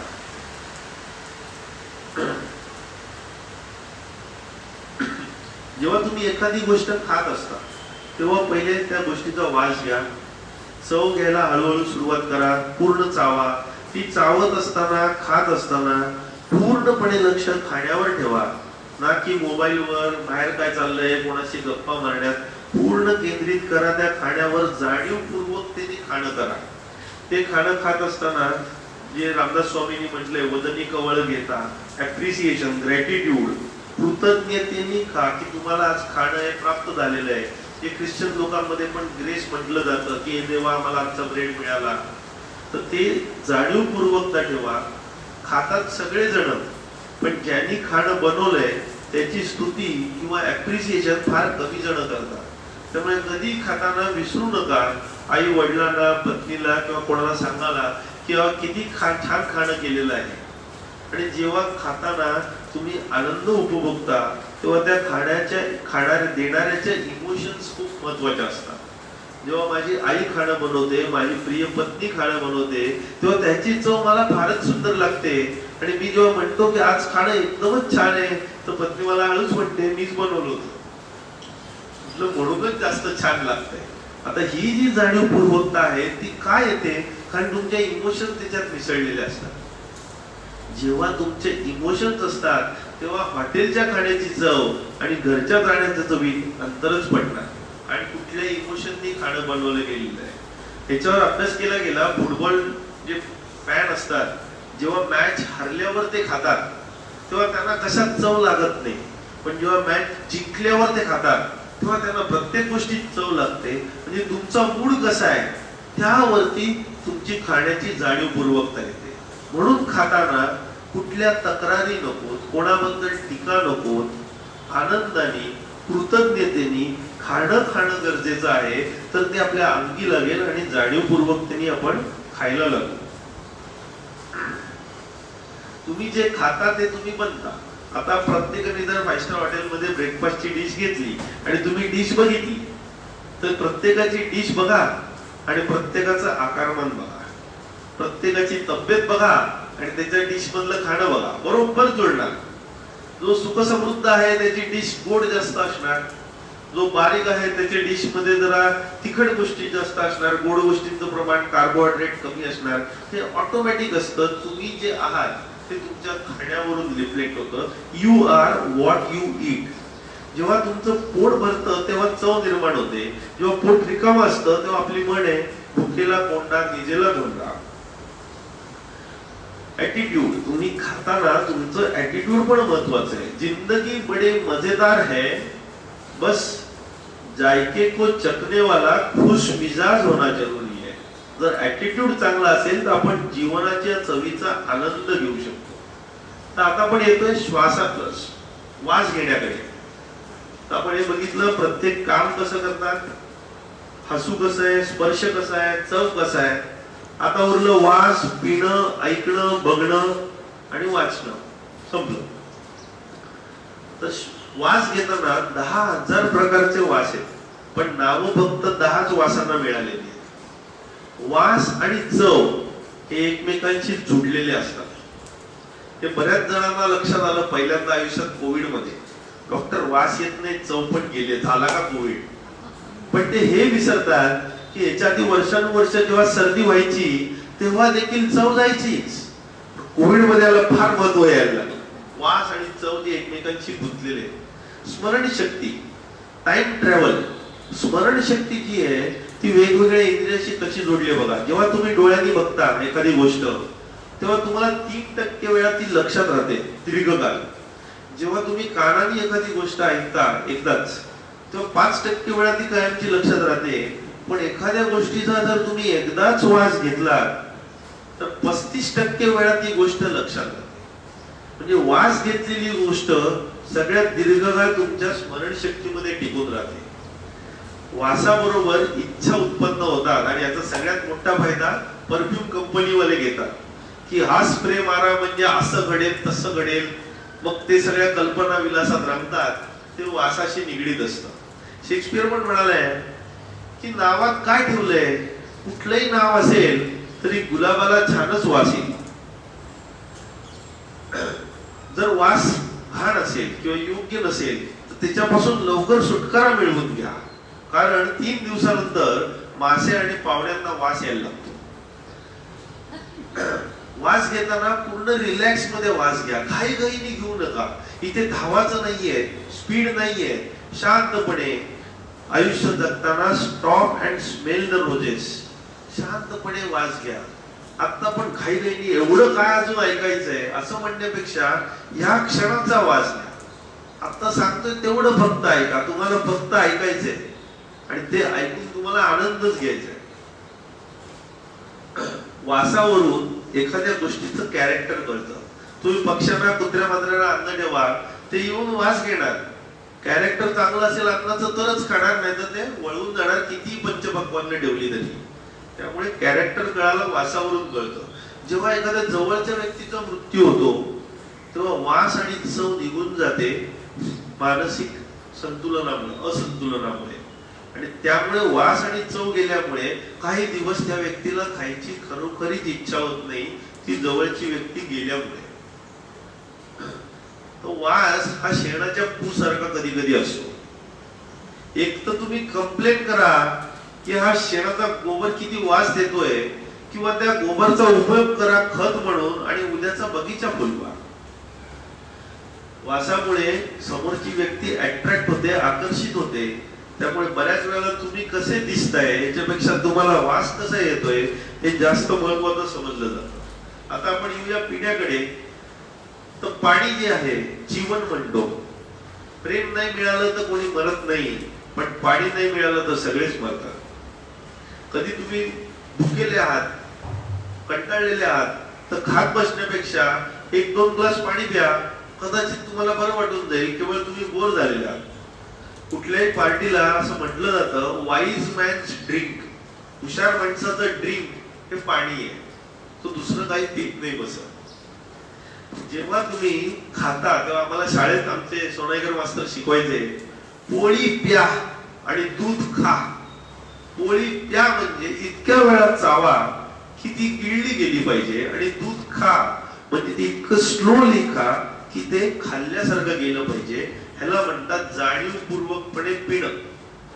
जाणीवपूर्वकपणे 32 वेळा घास चावला तर ते प्यायल्याच्या बरोबर होऊन जातं. दारू पिताना म्हणतात की दारू पिऊन तुम्ही प्रश्न सोडवत नाही, पण तात्पुरता प्रश्न विसरायला मदत होते. आता उत्तम तब्येत, निरोगी तब्येत म्हणजे काय? तुम्हाला जे प्यायचं नाही ते प्या, जे खायचं नाही ते खा, आणि जी हालचाल नाही करायची ती करा. म्हणजे चांगलं पथ्यकारक प्या, पथ्यकारक खा आणि व्यायाम करा, जो बहुतेकांना नको असतो. तेव्हाच निरोगी तब्येत तुम्हाला अभावाने सगळीकडे सापडते. तर आता आपण येऊया ऐकण्याकडे. हा खूपच इंटरेस्टिंग आणि महत्वाचा टॉपिक आहे. या सगळ्या पार्श्वभूमीवर ऐकणं आणि बोलणं हे दोन टॉपिक शेवटी ठेवलेत बघणं. तर ऐकणं जे आहे ते आपण का महत्वाचं समजून घेऊया की आपण हे रोज ऐकत असतो. तर इंग्रजीमध्ये ऐकणं आणि बघणं ह्याच्याबद्दल दोन दोन शब्द आहेत, नीट समजून घ्या. ऐकणं इज हिअरिंग आणि लक्ष देऊन ऐकणं इज कॉल्ड लिसनिंग. आपल्या मराठीत ऐकणंच आहे. हिअरिंग आणि लिसनिंग हे दोन फरक आहेत. कसं सांगायचं? तर वेन तुम्ही जेव्हा संगीत ऐकता, गाणं चालू आहे आणि तुम्ही संगीताचं धून ऐकता, गाणं चालू आहे, संगीत येत आहे, ते तुम्ही फक्त ऐकताय, यू आर हिअरिंग. पण जेव्हा तुम्ही संगीताचे बोल सांगू शकता, भाव सांगू शकता गाण्याचे, तेव्हा तुम्ही लिसन करताय, जाणीवपूर्वकपणे ऐकताय. सो जाणीवपूर्वकपणे ऐकणं म्हणजे लिसनिंग आणि न जाणीवपूर्वकपणे ऐकणं म्हणजे हिअरिंग. लक्षात आलं तुम्हाला? तर ऐकण्याचे 3 प्रकार आहेत. तुम्हाला वाटेल अरे नवीनच आहे. सुपरफिशियल, प्युअर, एम्पॅथ आणि रिफ्लेक्शन, 4 प्रकार. तर सुपरफिशियल ऐकणं जे आहे ते आपण बहुतेक जण 99% वेळा करत असतो. आजपासून आपण पण करूया सुपरफिशियल ऐकणं बंद. सुपरफिशियल ऐकणं म्हणजे काय? 3 गोष्टी. समोरची व्यक्ती काय आहे आधीच ठरवलेलं आहे. ही व्यक्ती चांगली आहे, वाईट आहे, ही आली म्हणजे डोकं खाणार, वेळ काढणार, मनस्ताप देणार, नकार घंटा वाजवणार, काहीतरी चुकल्या चाड्या करणार, हे आधीच ठरवलेलं आहे. ती व्यक्ती आली म्हणजे. दुसरं, ती ज्या विषयावर बोलणार त्यात मी सर्वज्ञानी आहे, मला कोणी काही शिकवायची गरज नाही, सगळं काही मला येत आहे, सुप्रीम कोर्टाचा मी जजच आहे, मला तू काय वेगळं सांगणार आहे, म्हणजे मी ऑलरेडी एक्सपर्ट आहे. तिसरं, सगळ्यात महत्वाचं, तुझं कधी बोलणं संपतंय आणि मी उत्तर द्यायला सुरुवात करतोय, ह्याची घाई. म्हणजे व्यक्ती काय बोलणार माहिती आहे, टॉपिक आपल्याला ऑलरेडी माहिती आहे, आणि मला कधी बोलतोय पूर्ण ऐकून घेणं दूर, ह्याला म्हणतात सुपरफिशियल लिसनिंग. तर हे आपण फार कॉमनली करत असतो. जरा शांतपणे समोरच्या व्यक्तीबद्दल कुठलंही मत न ठेवता, नॉन जजमेंटली, शांतपणे मनाची पाठी कोरी ठेवून ते जे सांगतायत ते लक्षपूर्वक ऐकून खरोखरीच उत्तर द्यायची गरज आहे का हा विचार करणं इज कॉल्ड डीप लिसनिंग. म्हणजे प्रत्येक वेळेला एखादी गोष्ट ऐकल्यावर उत्तर द्यायलाच पाहिजे असं बिलकुल नसतं. पण आपला इगो, अहंकार सांगतो मी बोललो नाही म्हणजे काय, शेवटचं वाक्य माझंच आलं पाहिजे. गरज नाहीये, समोरच्याची इच्छा पण नसते. मग हा एक बोलतो, तो एक बोलतो, तो एक बोलतो, तो एक बोलतो. मग 15 मिनिटं फोन कॉल झाल्यावर नवरा विचारतो कोणाचा फोन होता, बायको म्हणते रॉंग नंबर होता. काय बोलणं चालू होतं फक्त. म्हणण्याचा उद्देश आपण सुपरफिशियल लिसनिंग बंद करूया, प्युअर लिसनिंग. आता प्युअर लिसनिंग म्हणजे काय हे तुम्हाला उदाहरण दिल्यावर खूप छानपणे कळेल, पण पहिले मी सांगतो मग उदाहरण सांगतो, मग खरी गंमत आहे. प्युअर लिसनिंग म्हणजे तुम्ही समोरच्याला कंट्रोल नाही करत. म्हणजे मी कंट्रोल मध्ये, तू खालती मी वरती, बोल काय म्हणतोयस, आपण बरोबर आहोत किंवा तो वरती आहे जो बोलतोय, आणि आपण प्युअर भक्त असल्यासारखं नीट ऐकतोय. आपण खुर्चीवर ताट बसलोय, पुढे झालोय, हातात मोबाईल मध्ये सारखं बघत नाही आहोत, कुठले आवाज नाहीये, चुळबुळ चालू नाहीये, चेहऱ्यावर हावभाव चांगले, डोळ्यात नजर आपली एकदम मार्दवी प्रेमळ आहे, आणि आपण इंटरेस्टनी ऐकतोय. आपण किती इंटरेस्टिंग दिसतोय त्यापेक्षा आपल्याला इंटरेस्ट ऐकण्यामध्ये आहे. समोरची व्यक्ती काय सांगते ते आपण नीट ऐकूया, त्याला मध्ये मध्ये थांबवायचं नाहीये, त्याचं वाक्य पूर्ण होऊ दे, त्याचा विचार पूर्ण होऊ दे, अर्धवट त्याला कट ऑफ करायचं नाहीये. अशा प्रकारे जेव्हा आपण ऐकतो तेव्हा त्याला प्युअर लिस्निंग म्हणतात. जे तुम्ही बऱ्याच जणांनी, वयस्कर लोकांनी पूर्वी टीव्ही वरती सुहास खाडीलकरांना मुलाखत घेताना ऐकलं असेल. That is pure listening. बोलणाऱ्याला उत्साह येतो की हा प्युअरली माझा ऐकतोय, मी मोठा आहे म्हणून हा शेखी मिरवत नाहीये, तर तो मी काय सांगतोय ते ऐकण्यासाठी आलाय आणि मला खुलवण्यासाठी आलाय. पुढचा भाग येतो एम्पॅथ लिस्निंग. एम्पॅथ लिस्निंग ही थोडी एक वेगळीच कला आहे. त्या याच्यात तुम्ही फार ऑब्झर्व करत असता, लक्ष देत असता बोलणाऱ्याकडे, आणि लक्ष देत असताना बोलणाऱ्याच्या चेहऱ्यावरती हावभाव काय, त्याच्या आवाजाचा टोन काय, तो कुठे थांबतोय, प्रत्येक शब्द का बोलतोय, त्याच्या मागे काय कारण आहे, मध्ये तो पॉज केव्हा घेतोय, त्या पॉज सायलेन्स मध्ये त्या शांततेचा काय अर्थ आहे, हे जेव्हा तो निरखून शांतपणे तुम्ही घेत असता तेव्हा त्याला एम्पॅथ लिस्निंग असं म्हणतात. हे लिस्निंग तुम्ही जर इंटरव्ह्यू बघितले असतील, रांदेवू विथ सिमी गरेवाल, ती जेव्हा मुलाखत घेते तेव्हा समोरचा अर्ध्या वेळानंतर रडतो त्या मुलाखतीत, आणि तर ती इतक्या शांतपणे कुठेही इंटरफिअर डॉमिनेट न करता त्या मुलाखत देणाऱ्याला बोलतं करते आणि त्याच्या भावनांना वाट देते, आणि ती पॉज घेते बोलता बोलता आणि डोळ्यामधून त्याच्यातलं काढून घ्यायचा प्रयत्न करते. तेव्हा बोलणारा खरा आपलं स्वरूप प्रगट करतो.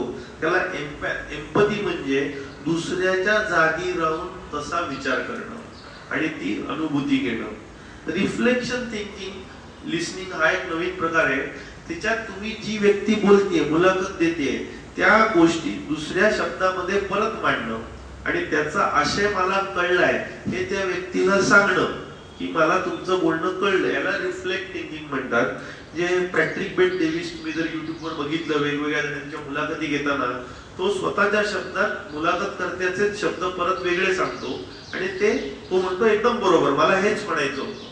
त्याला अजून थोडी इंटेलेक्ट लेवल लागते, ते सहसा आपल्याला दिसत नाही. तर आपण लास्ट चॅप्टरकडे येतोय. आपण नीट ऐकतो तेव्हा समोरच्याला मान देत असतो. वर्गामध्ये शिक्षक म्हणतात गप्प बसा, नीट ऐका, तो मान त्याला मिळवायला लागतो, कारण का मुलांना तेवढी अक्कल नसते. पण जेव्हा तुम्ही एकमेकात भेटता किंवा नवरा बायकोचं संभाषण चालू आहे आणि तुम्ही नीट लक्ष देऊन ऐकताय, तो एकमेकांना मान दिल्यासारखं आहे. समजून घेण्यासाठी नीट लक्ष देऊन बघणं गरजेचं आहे. ऐकण्यासाठी तुम्हाला प्रयत्न केले, then you are listening. If you are not taking efforts, you are just hearing. Hearing म्हणजे संगीत ऐकणं, listening म्हणजे जाणीवपूर्वक ऐकणं, शब्दाचे बोल कळणं, गाण्याचे बोल कळणं. जेव्हा तुम्ही स्वतः जोर जोरात धावत असता, पाय आपटत, तेव्हा तुम्हाला इतरांच्या पायांचे आवाज कसे येणार? जेव्हा तुम्ही स्वतः शांत होता तेव्हा इतरांचे आवाज तुम्हाला ऐकायला यायला लागतात. त्यामुळे कुठली गोष्ट तुम्ही नुसती बघू नका, जाणीवपूर्वकपणे बघा. नुसतीच ऐकू नका, जाणीवपूर्वकपणे ऐका. नुसतेच अस्तित्वात राहू नका, तर जाणीवपूर्वकपणे जगा, जे आजचा आपला पॉइंट आहे. म्हणजे नुसतंच बघू नका. Don't just see but look. Look means जाणीवपूर्वक बघणं, किंवा उलट आहे, लुक म्हणजे नुसतंच बघणं, सी म्हणजे जाणीवपूर्वकपणे बघणं. Don't just hear but listen. नुसतंच ऐकू नका, जाणीवपूर्वकपणे ऐका. Don't just exist but live. आता जेव्हा तुम्ही ऐकत असता एखाद्या व्यक्तीला आणि दीर्घकाळ ऐकता, जास्त वेळ ऐकता, शांतपणे, एकदम कूलली, नीट लक्ष देऊन, जेव्हा एखादी व्यक्ती जास्त वेळ बोलते तर नकळतपणे त्या व्यक्तीचा आतला उद्देश तुमच्या पुढे प्रगट झालेला असतो. आणि तो उद्देश प्रगट होतो जर तुमचं लक्ष असेल तर. त्यामुळे तुम्ही ऐकताना मनाचं ऐका आणि हृदयाचं जाणीवपूर्वकपणे ऐका. So hear to mind, listen to heart. आणि जेव्हा तुमच्या मनात द्वंद्व होईल की मी बरोबर वागू का प्रेमाने दयाळूपणे वागू, तर नेहमीच दयाळू आणि प्रेमाने वागा, आणि तेच शेवटी बरोबर होतं. जेव्हा तुम्हाला वाटेल मी बरोबर वागू का दयाळूपणे वागू, whether I should be behaving rightly or kindly, always choose the side of kindness that ends up happening the right way. जेव्हा तुम्ही ज्ञानी असता, सर्व ज्ञान मिळवलेलं असतं, तेव्हा तुम्ही बोलता कमी, ऐकता जास्ती. आणि जेव्हा तुमच्याकडे ज्ञान असतं तेव्हा तुम्ही बोलता जास्त, ऐकता कमी. सगळ्यांना सांगायची खूप इच्छा असते की मी हे केलं बरं का, मी ते केलं बरं का, मी ते केलं बरं का, कारण का तुमच्याकडे काहीतरी आले तुम्ही सगळे ढोल वाजवताय. पण जेव्हा तुम्ही ग्रेट होता तेव्हा लोक तुम्हाला येऊन सांगतात की अरे काय ग्रेट आहात तुम्ही, आणि तुम्हाला माहिती आहे ग्रेट आहे, जगाला सांगायचीच गरज नाहीये. रामकृष्ण परमहंस म्हणतात की तुमच्यातलं ज्ञान फुलाप्रमाणे असतं, आणि फुल तुमचं उगवलं, सुगंध आला की भुंगा ऑटोमॅटिक तिकडे येणार, तुम्हाला भुंग्याला आमंत्रण द्यायची गरज नसते. जेव्हा तुम्ही छोट्या कुजबुजी नीट ऐकता तेव्हा मोठे आरडाओरडा ऐकायची वेळ येत नाही. When you listen carefully to whisper, you don't have to listen to screams. जर तुम्ही नुसतं ऐकत असाल आणि जाणीवपूर्वक ऐकत नसाल तर त्याला उपयोग नाहीये. तुम्हाला ऐकू नाही आलं काय आणि तुम्ही जाणीवपूर्वक नाही ऐकलं काय, दोन्ही सेमच झालं. कधी कधी गप्प बसणं हे गरजेचं नाहीये. जर तुम्हाला एखादी गोष्ट ऐकली आणि पटली नाही तर तोंड उघडून बोला. एखादी गोष्ट तुम्ही ऐकली, तुमच्या समोर ती बोलली गेली, पण तुम्हाला ती गोष्ट पटली नाही तर नुसती ऐकून घेऊ नका, बोला. तुम्ही नाही बोललात तर त्या चुकीच्या गोष्टीला समर्थन केल्यासारखं होतं. त्यालाच कॉम्प्लिसिटी म्हणून शब्द वापरला जातो. आता आपण इथं बघण्याकडे 90% जे आपण बघत, मेंदूला जी सूचना मिळत असतात आजूबाजूच्या वातावरणाची, ती 90% सूचना आपल्या डोळ्यातून येत असते आजूबाजूला. रोनाल्ड रेगन जेव्हा प्रेसिडेंट होता तेव्हा त्याच्या मुलाचा पदवीदान समारंभ होता. सगळे जण होते, भाषण बिषण ठोकलं, सगळ्यांना पदव्या दिल्या. दुसऱ्या दिवशी मुलांनी इंटरव्ह्यू मध्ये सांगितलं, वडिलांनी ना मला ओळखलंच नाही, ते फक्त देत होते पण जाणीवपूर्वकपणे बघायला विसरले की अरे हा माझा मुलगा पण ह्याच्यात आहे ज्याच्या हातात मी पदवी ठेवतोय. ही मोठी फेमस स्टोरी झालेली होती की जाणीवपूर्वकपणे बघणं म्हणजे काय. Don't just look but see. आता एखादा फोटो काढायचा असेल किंवा एखादं चित्र काढायचं असेल, समजा आपण इथे बसलो आणि ज्ञानेश्वर मंदिराचं आपल्याला चित्र काढायला सांगितलं, सगळ्यांना कागद दिले, तर चित्र काढायच्या वेळेला तुम्ही जाणीवपूर्वकपणे बघणार अरे कुठे काय काय आहे.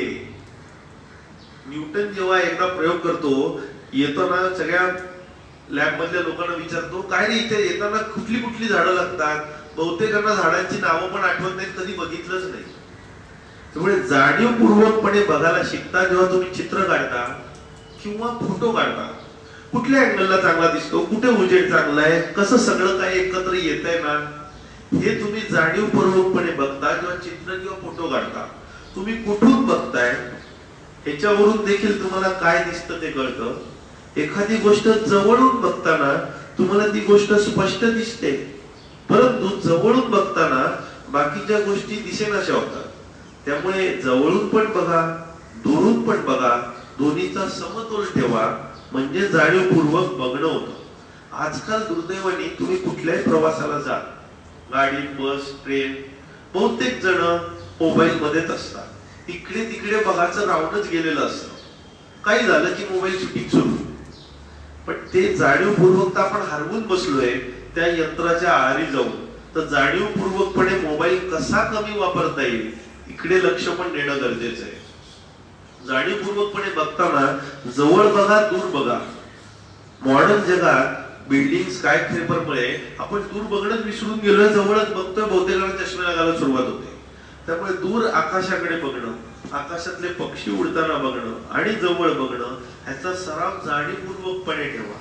जंगलातून फिरताना सकाळी पहाटेचे किरण ते जंगलातल्या झाडातून येतात, त्याला जपनीज भाषेत कोमुरेबी म्हणतात. तर ते फार सुंदर दृश्य असतं. त्यांनी डोळ्यात ग्रीनरी बघून, हिरवळ बघून जंगलातली आपल्या डोळ्यांना एक फ्रेश एनर्जी निर्माण होते. ती जाणीवपूर्वकता निसर्गाच्या सान्निध्यात राहून आपण जास्त घेतो. जेव्हा एखादं चित्र बघत असतो आर्ट पेंटिंग मध्ये, तेव्हा तिथे बसा 5 मिनिटं देऊन. प्रदर्शनाला गेलात कधी चित्रांच्या, 100 चित्र बघण्याचा मोह ठेवू नका, 5-10 चित्रच बघा. इथे बसा 5 मिनिटं, शांतपणे चित्र बघा, त्या चित्रकाराचं काय म्हणणं आहे, त्याचा भाव काय आहे, त्याच्यातून त्याला काय सांगायचंय, ही जाणीवपूर्वकता करून घेतली तर खऱ्या अर्थाने तुम्ही चित्र बघितलं. ते चित्र तुम्ही एन्जॉय करणं गरजेचं आहे, ना की त्याच्या मागचं सायन्स की कुठे कुठला ब्रश कसा मारलाय. पिकासो म्हणतो की माझं चित्र लोकांनी एन्जॉय करणं गरजेचं आहे, ना की त्याच्याबद्दल टीका टिप्पणी, त्याच्यासाठी मी काढलंच नाहीये. जेव्हा तुम्ही स्वतःच्या आत बघता आणि तुम्हाला काहीच मिळत नाही त्याला विस्डम म्हणतात, आणि जेव्हा तुम्ही स्वतःच्या बाहेर बघता आणि सगळीकडे प्रेम दिसतं त्याला आनंद म्हणतात. एखादी गोष्ट जेव्हा तुम्ही परत परत बघता, परत परत ऐकता, तेव्हा ती जाणीवपूर्वकता वाढते. आमच्या मेडिकल शास्त्रातला एक मोठा डॉक्टर होऊन गेला विल्यम ओसलर. तो म्हणाला, listen listen listen to the patient, he is telling you the diagnosis. थोडक्यात 3 वेळा ऐका ऐका ऐका तीच गोष्ट, पेशंटच तुम्हाला आजाराचं निदान सांगतोय, तुम्ही फक्त नीट ऐकणं गरजेचं आहे. त्यामुळे एखादी गोष्ट बघितल्यावर परत परत तीच गोष्ट बघा, तुम्हाला त्यातल्या खाचा पोचा आणि अजून गोष्टी मिळतील. पारायण करण्यामध्ये कदाचित हेच कारण असावं, परत परत वाचून वेगवेगळ्या अँगलनी तुम्ही ती गोष्ट बघत असता. जसं तुम्ही ताजमहाल पौर्णिमेच्या चांदण्यात बघितलात, सकाळी बघितलात आणि दुपारी बघितलात, वेगवेगळा दिसतो. तसं परत परत गोष्ट बघताना वेगवेगळे पैलू उघड होतात. एकदा 17व्या मजल्यावरती एक नवीन जोडपं राहिलं जातं. मोठ्या उंच काचा असतात, एकदम हाय फाय, आणि त्या धुतलेल्या वगैरे असतात, सगळं ठीक. आणि 1 महिन्यानंतर ते सगळे नाश्त्याला बसतात, ब्रेकफास्टला. नवरा बायको बसलेले असतात आणि बाजूच्या ते दोरीवरती कपडे वाळत घातलेले असतात, शेजारच्या ब्लॉक मधले एका बाईने. बायको नवऱ्याला म्हणते, काय ते कपडे पिवळे आहेत, त्या बाईला धुताच येत नाही. नवरा काय बोलत नाही, आपलं ब्रेकफास्ट करतो, जातो. दुसऱ्या दिवशी परत तेच, काय तिच्याकडे साबणच बरोबर नाही, काय ती घाईघाईतच कपडे धुते. रोज काय ना काहीतरी तिच्या कपडे धुण्यावरून नावं ठेवणं चालू राहतं. महिना होतो, दुसऱ्या दिवशी, महिन्याचा पहिला दिवस उजाडतो, सकाळी नाश्त्याला बसतात आणि बघते, अरे एवढे स्वच्छ कपडे, तुम्ही तर नाही जाऊन सांगितलं ना त्या बाईला. नवरा म्हणतो, नाही. असे कसे स्वच्छ झाले? नवरा म्हणतो, सकाळी पाणी मारून मी खिडक्या धुतल्या. म्हणजे बघताना तुमचा दृष्टिकोन, तुमचा चष्मा साफ करा, तुम्हाला गोष्टी चांगल्या दिसतील. जर तुम्ही नकारात्मक चष्मा ठेवला तर ती व्यक्ती वाईटच दिसणार, सकारात्मक ठेवला तर प्रत्येक व्यक्ती चांगली दिसणार. तुमच्या मनात जे भाव आहेत तेच तुम्हाला बाहेर दिसणार. तर मनातले भाव चांगले ठेवण्यावरती भर द्या, तरच तुम्हाला जगच सुंदर दिसेल.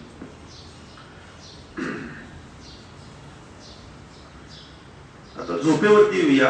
प्रत्येक रात्री आपण झोपतो, तेव्हा झोपताना पहिले देवाची प्रार्थना करूया आणि नंतर झोपताना आजच्या दिवसभरात प्रत्येक गोष्टीमध्ये आपण प्रेमाने गोष्टी केल्या, आपल्या उद्देशाकडे जायचंय त्या दिशेने आपण वाटचाल केली. आज आपण कुठल्या प्रलोभनावर विजय मिळवला, कुठल्या प्रलोभनात आपण कमी पडलो, त्याचा उघडपणे उच्चार करा आणि उजळणी करा. जेव्हा रोज तुम्ही अशी उजळणी करता तेव्हा हळूहळू तुमची दिवसातली जाणीवपूर्वकता वाढते. कारण रात्री आपल्याला आपल्या चांगल्या आणि वाईट गोष्टींचा पाढा वाचायचा आहे आणि ती उजळणी केल्यामुळे तुमची रात्री झोपत असताना जाणीवपूर्वकता वाढते आणि एक वेगळ्याच समाधानाने तुम्ही झोपता आणि उठता देखील फ्रेश मनाने. नासा जे एरोनॉटिकल स्पेस इंजिनिअरिंगचा आहे तिकडे त्यांनी स्टडी केले. 20 मिनिटं झोपले, 45 मिनिटं झोपले तर वैमानिकांचे परफॉर्मन्स सुधारतात. त्यामुळे मध्ये मध्ये जर झोप झाली तर ते परफॉर्मन्स सुधारतात. हे त्यांनी आता सांगितलं. आपल्या पूर्वजांनी कधीच सांगून ठेवलं होतं वामकुक्षिका महत्वाची. जेवण झाल्यावर थोडं दुपारी झोपणं का गरजेचं आहे, त्याने तुमची एनर्जी फ्रेश होते, जाणीवपूर्वकता वाढते. जेव्हा तुमची झोप कमी झालेली आहे, अति श्रम झालेले आहे, तेव्हा जाणीवपूर्वकता कमी होऊन जाते. जेव्हा तुम्ही झोप व्यवस्थित झालेली आहे तेव्हा जाणीवपूर्वकता जास्त होते. तुमची जी झोप आहे ती इतरांच्या मतांमुळे उडून देऊ नका. कोण काय म्हणतंय तुमच्या अंतरात्म्याच्या मतावर ठरवा. थोडक्यात lion never loses his sleep, lion never loses his sleep over opinion of sheep. आता वाचण्यावरती येऊया. पुस्तकस्था तुया विद्या परहस्तगतं धनम कार्यकाले समुत्पन्ने नसा विद्या न तद्धनम. अर्थात पुस्तकातली विद्या आणि दुसऱ्याकडे गेलेलं धन हे अडचणीच्या वेळेला आपल्याला उपयोगाला येत नाही. त्यामुळे जेव्हा तुम्ही वाचत असता तेव्हा तुमच्या आत काय केलंय हे महत्वाचं आहे, ना की तुमच्याकडे किती पुस्तक आहेत. ते तुमच्यात किती शिरलंय ते महत्वाचं आहे. पुस्तकात असलेलं ज्ञान तुम्हाला अडचणीला उपयोग येणारच नाहीये. जेव्हा तुम्ही स्मार्ट होता म्हणजे हुशार होत जाता तेव्हा वाचण्याचा स्पीड कमी करता, ना की पटपट पटपट पटपट मला वाचायचं. असं वाचावं की ते एकदा वाचल्यावर नीट आत घुसलं पाहिजे, साठवलं गेलं पाहिजे. असं म्हणतात विवेकानंद एकदा वाचल्यावर विसरायचे नाही, अगदी पान फाडून फेकून द्यायचे अशी त्यांच्या गोष्टी आहेत की परत वाचायची गरज पडायची नाही. वाचणं हे असं काही गिफ्ट आहे की जे तुम्ही परत परत पुस्तक उघडून वाचू शकता. वाचण्यामुळे रोज 5 पानं 10 पानं वाचल्यामुळे तुम्हाला नवीन शब्द मिळायला लागतात. जे मी तुम्हाला आज शब्द देतोय ते माझ्या वाचनातूनच आलेले आहेत. आपल्या मनात सगळे भाव असतात, तुमच्याही मनात सगळे भाव आहेत, पण वाचण्यामुळे मी जे शब्द तुम्हाला देऊ शकतोय ते ऐकल्यावर तुम्हाला आनंद होतोय, अरे हे चांगले शब्द मिळालेत आपल्याला. वाचणं एक प्रकारे स्वप्न डोळे उघडून बघण्यासारखं आहे. जेव्हा मी गीता रहस्य वाचायला सुरुवात केली, आता सध्या विवेकानंदांचा 4 व्हॉल्यूम कंप्लीट झाले, 8 पैकी 5वा सुरू करीन. मन लावून आनंदासाठी तुम्ही वाचत असता तेव्हा अक्षरशः समोर लोकमान्य टिळक तुमच्याशी बोलतायत किंवा विवेकानंद तुमच्याशी बोलतायत हा अनुभव आल्याशिवाय राहत नाही. तुम्ही लेखकाशी एकरूप होऊन जाता आणि आज त्यांना भेटणं शक्य नाही तर पुस्तकातूनच आपली भेट चांगली होऊ शकते. जेव्हा तुम्ही मोकळे असता तेव्हा पुस्तक वाचा, जेव्हा व्यस्त असता तेव्हा लोकांची मनं वाचा. जाणीवपूर्वकता काय सांगते, लोकांची मनं वाचा, त्यांना काय बोलायचंय काय नाही ही जाणीवपूर्वकता. मोकळे असताना पुस्तक वाचा, नवीन नवीन कल्पना ज्ञान तुमचं मन ओपन व्हायला मदत होते. तुम्ही जर एखादं तुम्हाला पुस्तक वाचायचंय आणि मिळत नाहीये, खूप शोधलं आणि तरी मिळत नाहीये, तर तुम्ही पुस्तक लिहा त्याच्यावरती. बरेच जण म्हणतात आम्हाला ना वाचायला आवडतच नाही. मलाही बरेच आवडायचं नाही. इंग्रजी पुस्तकं वाचायलाच आवडायची नाही. मराठी मीडियम आणि मराठी पुस्तकं कॉमिक बिमिक सगळं शाळेत असताना एकदम बेस्ट, काही प्रॉब्लेम नाही. बरेच जण माझे काही नातेवाईक होते, त्यांच्याकडे चांगली चांगली पुस्तकं असायची, त्यांच्या घरी बघायचो मी एकदम लेटेस्ट स्पेस आणि याच्यावरती लेटेस्ट इन्व्हेन्शन वरती. हे अति होते, आपल्याला काही जमणार नाहीये वगैरे, नको नको नको. बरीच वर्ष गेली आणि काही वर्षांपूर्वी माझ्या हातात पुस्तक आलं डेल कार्नेगीचं how to influence people and win friends. एवढंच पुस्तक आहे. इतक्या छान सुरेख गोष्टी त्यांनी दिलेल्या आहेत आणि आयुष्यातले काही प्रिन्सिपल त्यांनी उलगडून दाखवले की ते इतकं मला प्रचंड आवडलं. आणि नंतर मी जे वाचण्याचा सपाटा लावला तेव्हा माझ्या लक्षात आलं की आतापर्यंत योग्य पुस्तक माझ्या हातात आलं नव्हतं, म्हणून मला वाचन आवडत नव्हतं. तर तुम्हाला वाचन आवडत नसेल तर समजा तुमच्याकडे अजून योग्य पुस्तक आलं नाहीये. त्यामुळे विचार सोडू नका, पुस्तकं बदलत जा. जिथे आवडायला लागेल तिथे तुमच्या वाचनाची सुरुवात होईल. वाचताना तुम्ही किती वाचलं, किती पुस्तकं पार पाडली ह्याच्यापेक्षा किती पुस्तकं तुमच्यातून पार पडली, नुसतंच किती खाल्लं ह्याच्यापेक्षा किती पचवलं जाणीवपूर्वकपणे ते वाचल्यावर तुम्ही त्याच्यावर चिंतन किती केलं हे देखील तितकंच महत्वाचं आहे. त्यामुळे आजकाल मी पुस्तक वाचताना गेले काही वर्ष पहिले अंडरलाईन करतो पुस्तक वाचताना. हे डेल कार्नेगीनीच त्यांच्या एका पुस्तकाच्या सिरीज मध्ये एक पुस्तक आहे त्याच्यात त्यांनी दिलंय खुशाल अंडरलाईन करा. तुमचं पुस्तक आहे ते अंडरलाईन केल्यामुळे उलट तुमची जवळीक वाढेल आणि जेवढं अंडरलाईन कराल तेवढं तुम्हाला कळेल काय वाचायचंय काय नाही. पुढच्या वेळेला तुम्ही नको तो भाग वाचणार नाही. मी नुसतंच पहिल्या ह्याच्यात पुस्तक वाचत नाही तर अंडरलाईन करतो, दुसऱ्या वेळेला त्याचे नोट्स काढतो, तिसऱ्या वेळेला त्या नोट्स कन्साइज करतो आणि चौथ्या वेळेला माझ्या अभ्यासात त्या नोट्स इन्कॉर्पोरेट करतो. तेव्हा माझ्याकडून एक पुस्तक हाता वेगळं होतं, पूर्ण पचून आत घुसलं.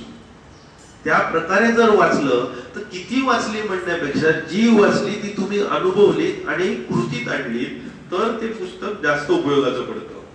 वाचण्यामुळे होतं काय की तुमची व्होकॅब्युलरी, तुमची शब्दसंग्रह वाढतो, तुमचा स्ट्रेस कमी होतो, तुम्हाला वेगळाच आनंद मिळतो, तुमची स्मरणशक्ती वाढायला मदत होते, अल्झायमर सारखे आजार जातात, तुम्ही दुसऱ्याशी संवाद सहज साधू शकता, कारण तुमच्याकडे शब्दसंग्रह वाढलाय.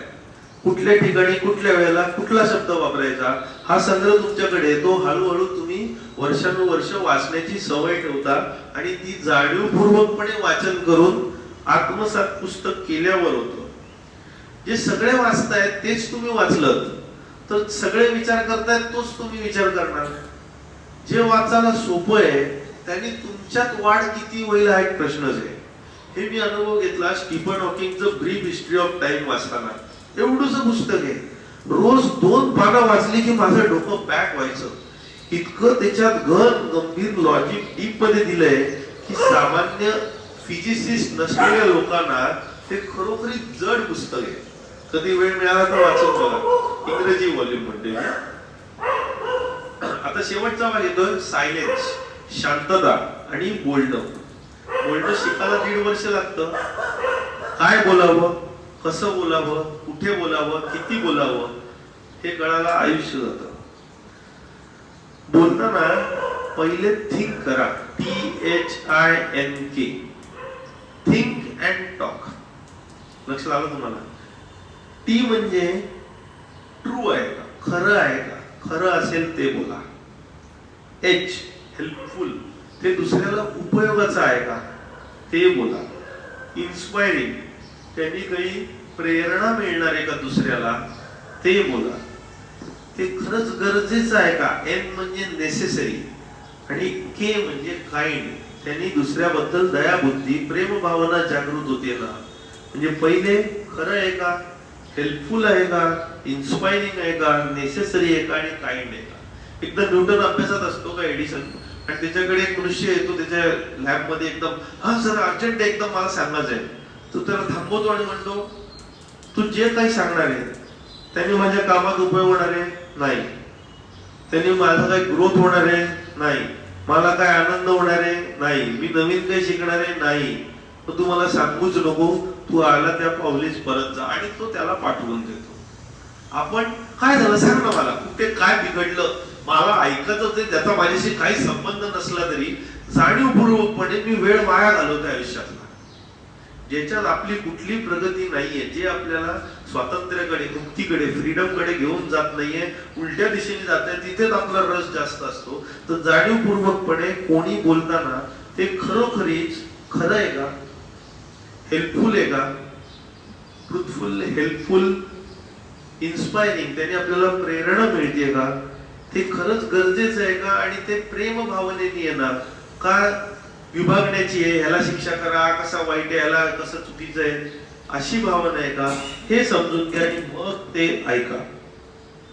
कुठलेही शब्द तोंडातून बाहेर काढण्याआधी त्याची पहिले चव घ्या आणि मग ते शब्द बाहेर काढा. पहिले स्वतःला विचारा, आता या क्षणी समोरच्याचं ऐकल्यावर मी खरंच बोलणं गरजेचं आहे का गप्प बसून चालेल. जर तुमच्याकडे काहीच बोलायला नसेल नवीन या ट्रू, हेल्पफुल, इन्स्पायरिंग, नेसेसरी आणि काइंड पैकी, तर काहीच न बोललेलं केव्हाही बरं. आजपासून अजून एक आपण नवीन प्रयोग करूया. जे आपण शब्द उच्चारतो त्याचा जर अर्थ बोललो आणि तेवढाच आशय जर व्यक्त केला तर कंपल्सिव्ह बोलण्याचं कॉन्शियस बोलण्यामध्ये रूपांतर होईल. बोलाचं म्हणून बोलतो तो मूर्ख, पण काही ठराविक उद्देशाने बोलतो तो शहाणा. So wise speak something because he has to say, आणि fool say because he has to say something. तुम्हाला जर बोलायचं असेल, काइंड नेसेसरी झालं. जेव्हा आवाज येतो तेव्हा रिव्हर्बरेशन येतात, मुवमेंट येते तेव्हा रिव्हर्बरेशन येतात. जेव्हा तुम्ही तरुण लहान मुलांचा घोळका बघा आणि वृद्ध लोकांचा घोळका बघा, जिथे जीवन आहे तिथे आवाज आहे आणि तिथे हालचाल पण जास्त आहे. लहान मूल सतत हालचाल करत असतं, सतत आवाज करत असतं तोंडातून, नाहीतर काहीतरी वाजवत असतं. आणि म्हातारी व्यक्ती तोंडाने गप्प असते आणि हालचाल पण कमी असते, कसलाय टॅटू आवाज काढत नसते. ते एक लक्षण असतं जिवंतपणाचं. तुम्हाला मिनिंगफुल सायलेन्स आणि मिनिंगलेस वर्ड्स ह्याच्यातला फरक कळला पाहिजे.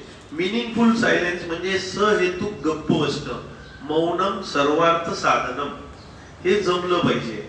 बोलून वाया घालवू नका. कधी कधी न बोलता तुम्ही जास्त गोष्ट साध्य करू शकता. गप्प बसणं, सायलेन्स ही देवाची भाषा समजली जाते. देवाची प्रार्थना करत असताना विनोबा भावे म्हणतात की तुमच्या प्रार्थनेत शब्द नसतील तरी चालतील, पण भाव हवा.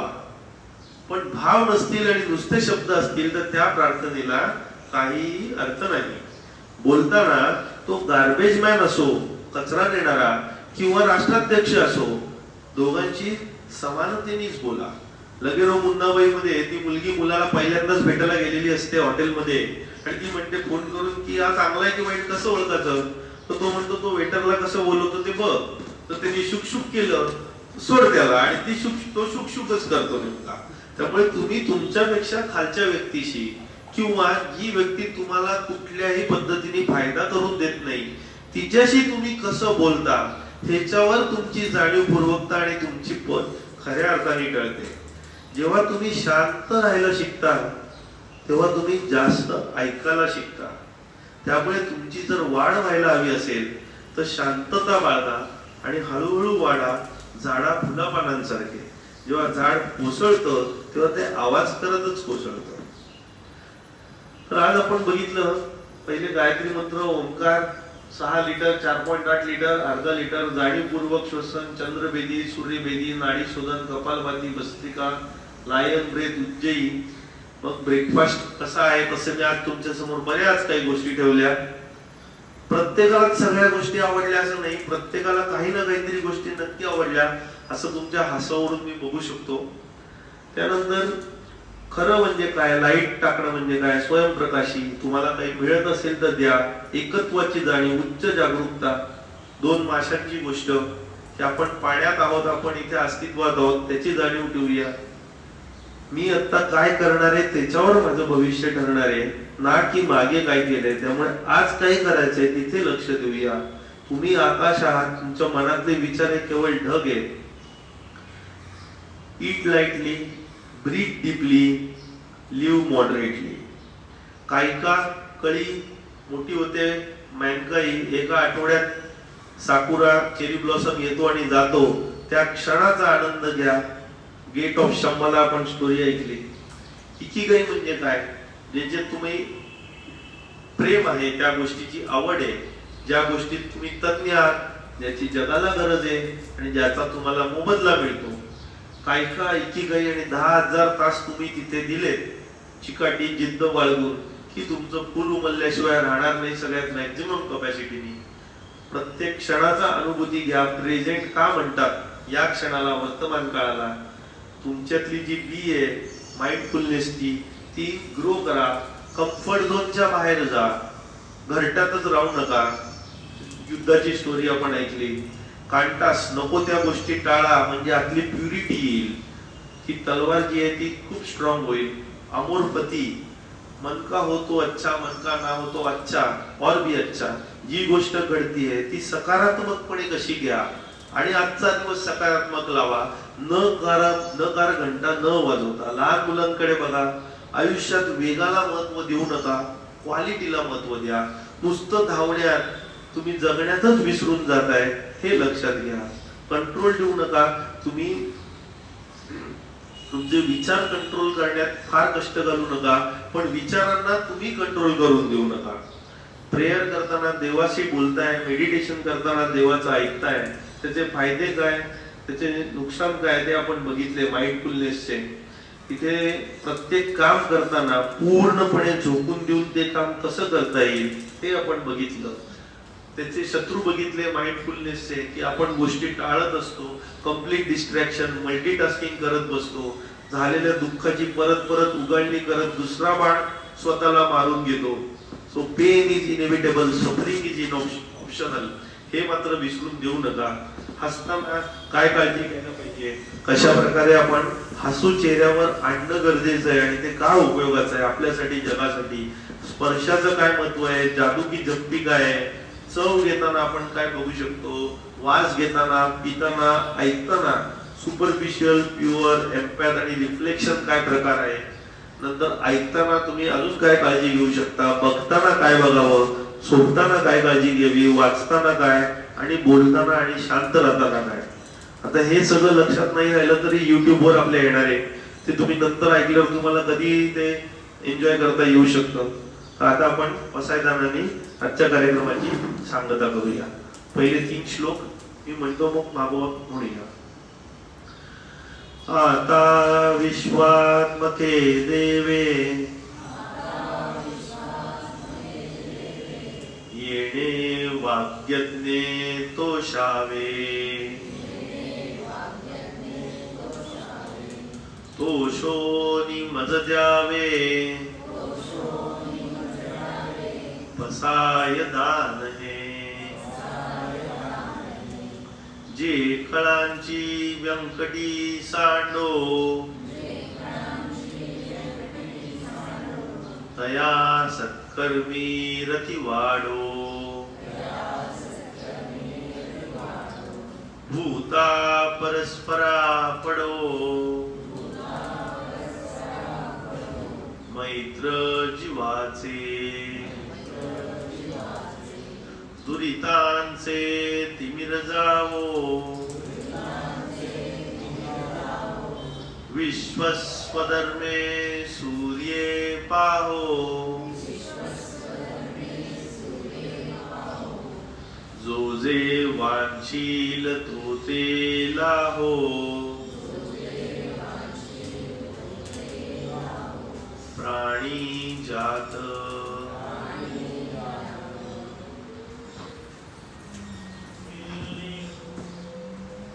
धन्यवाद.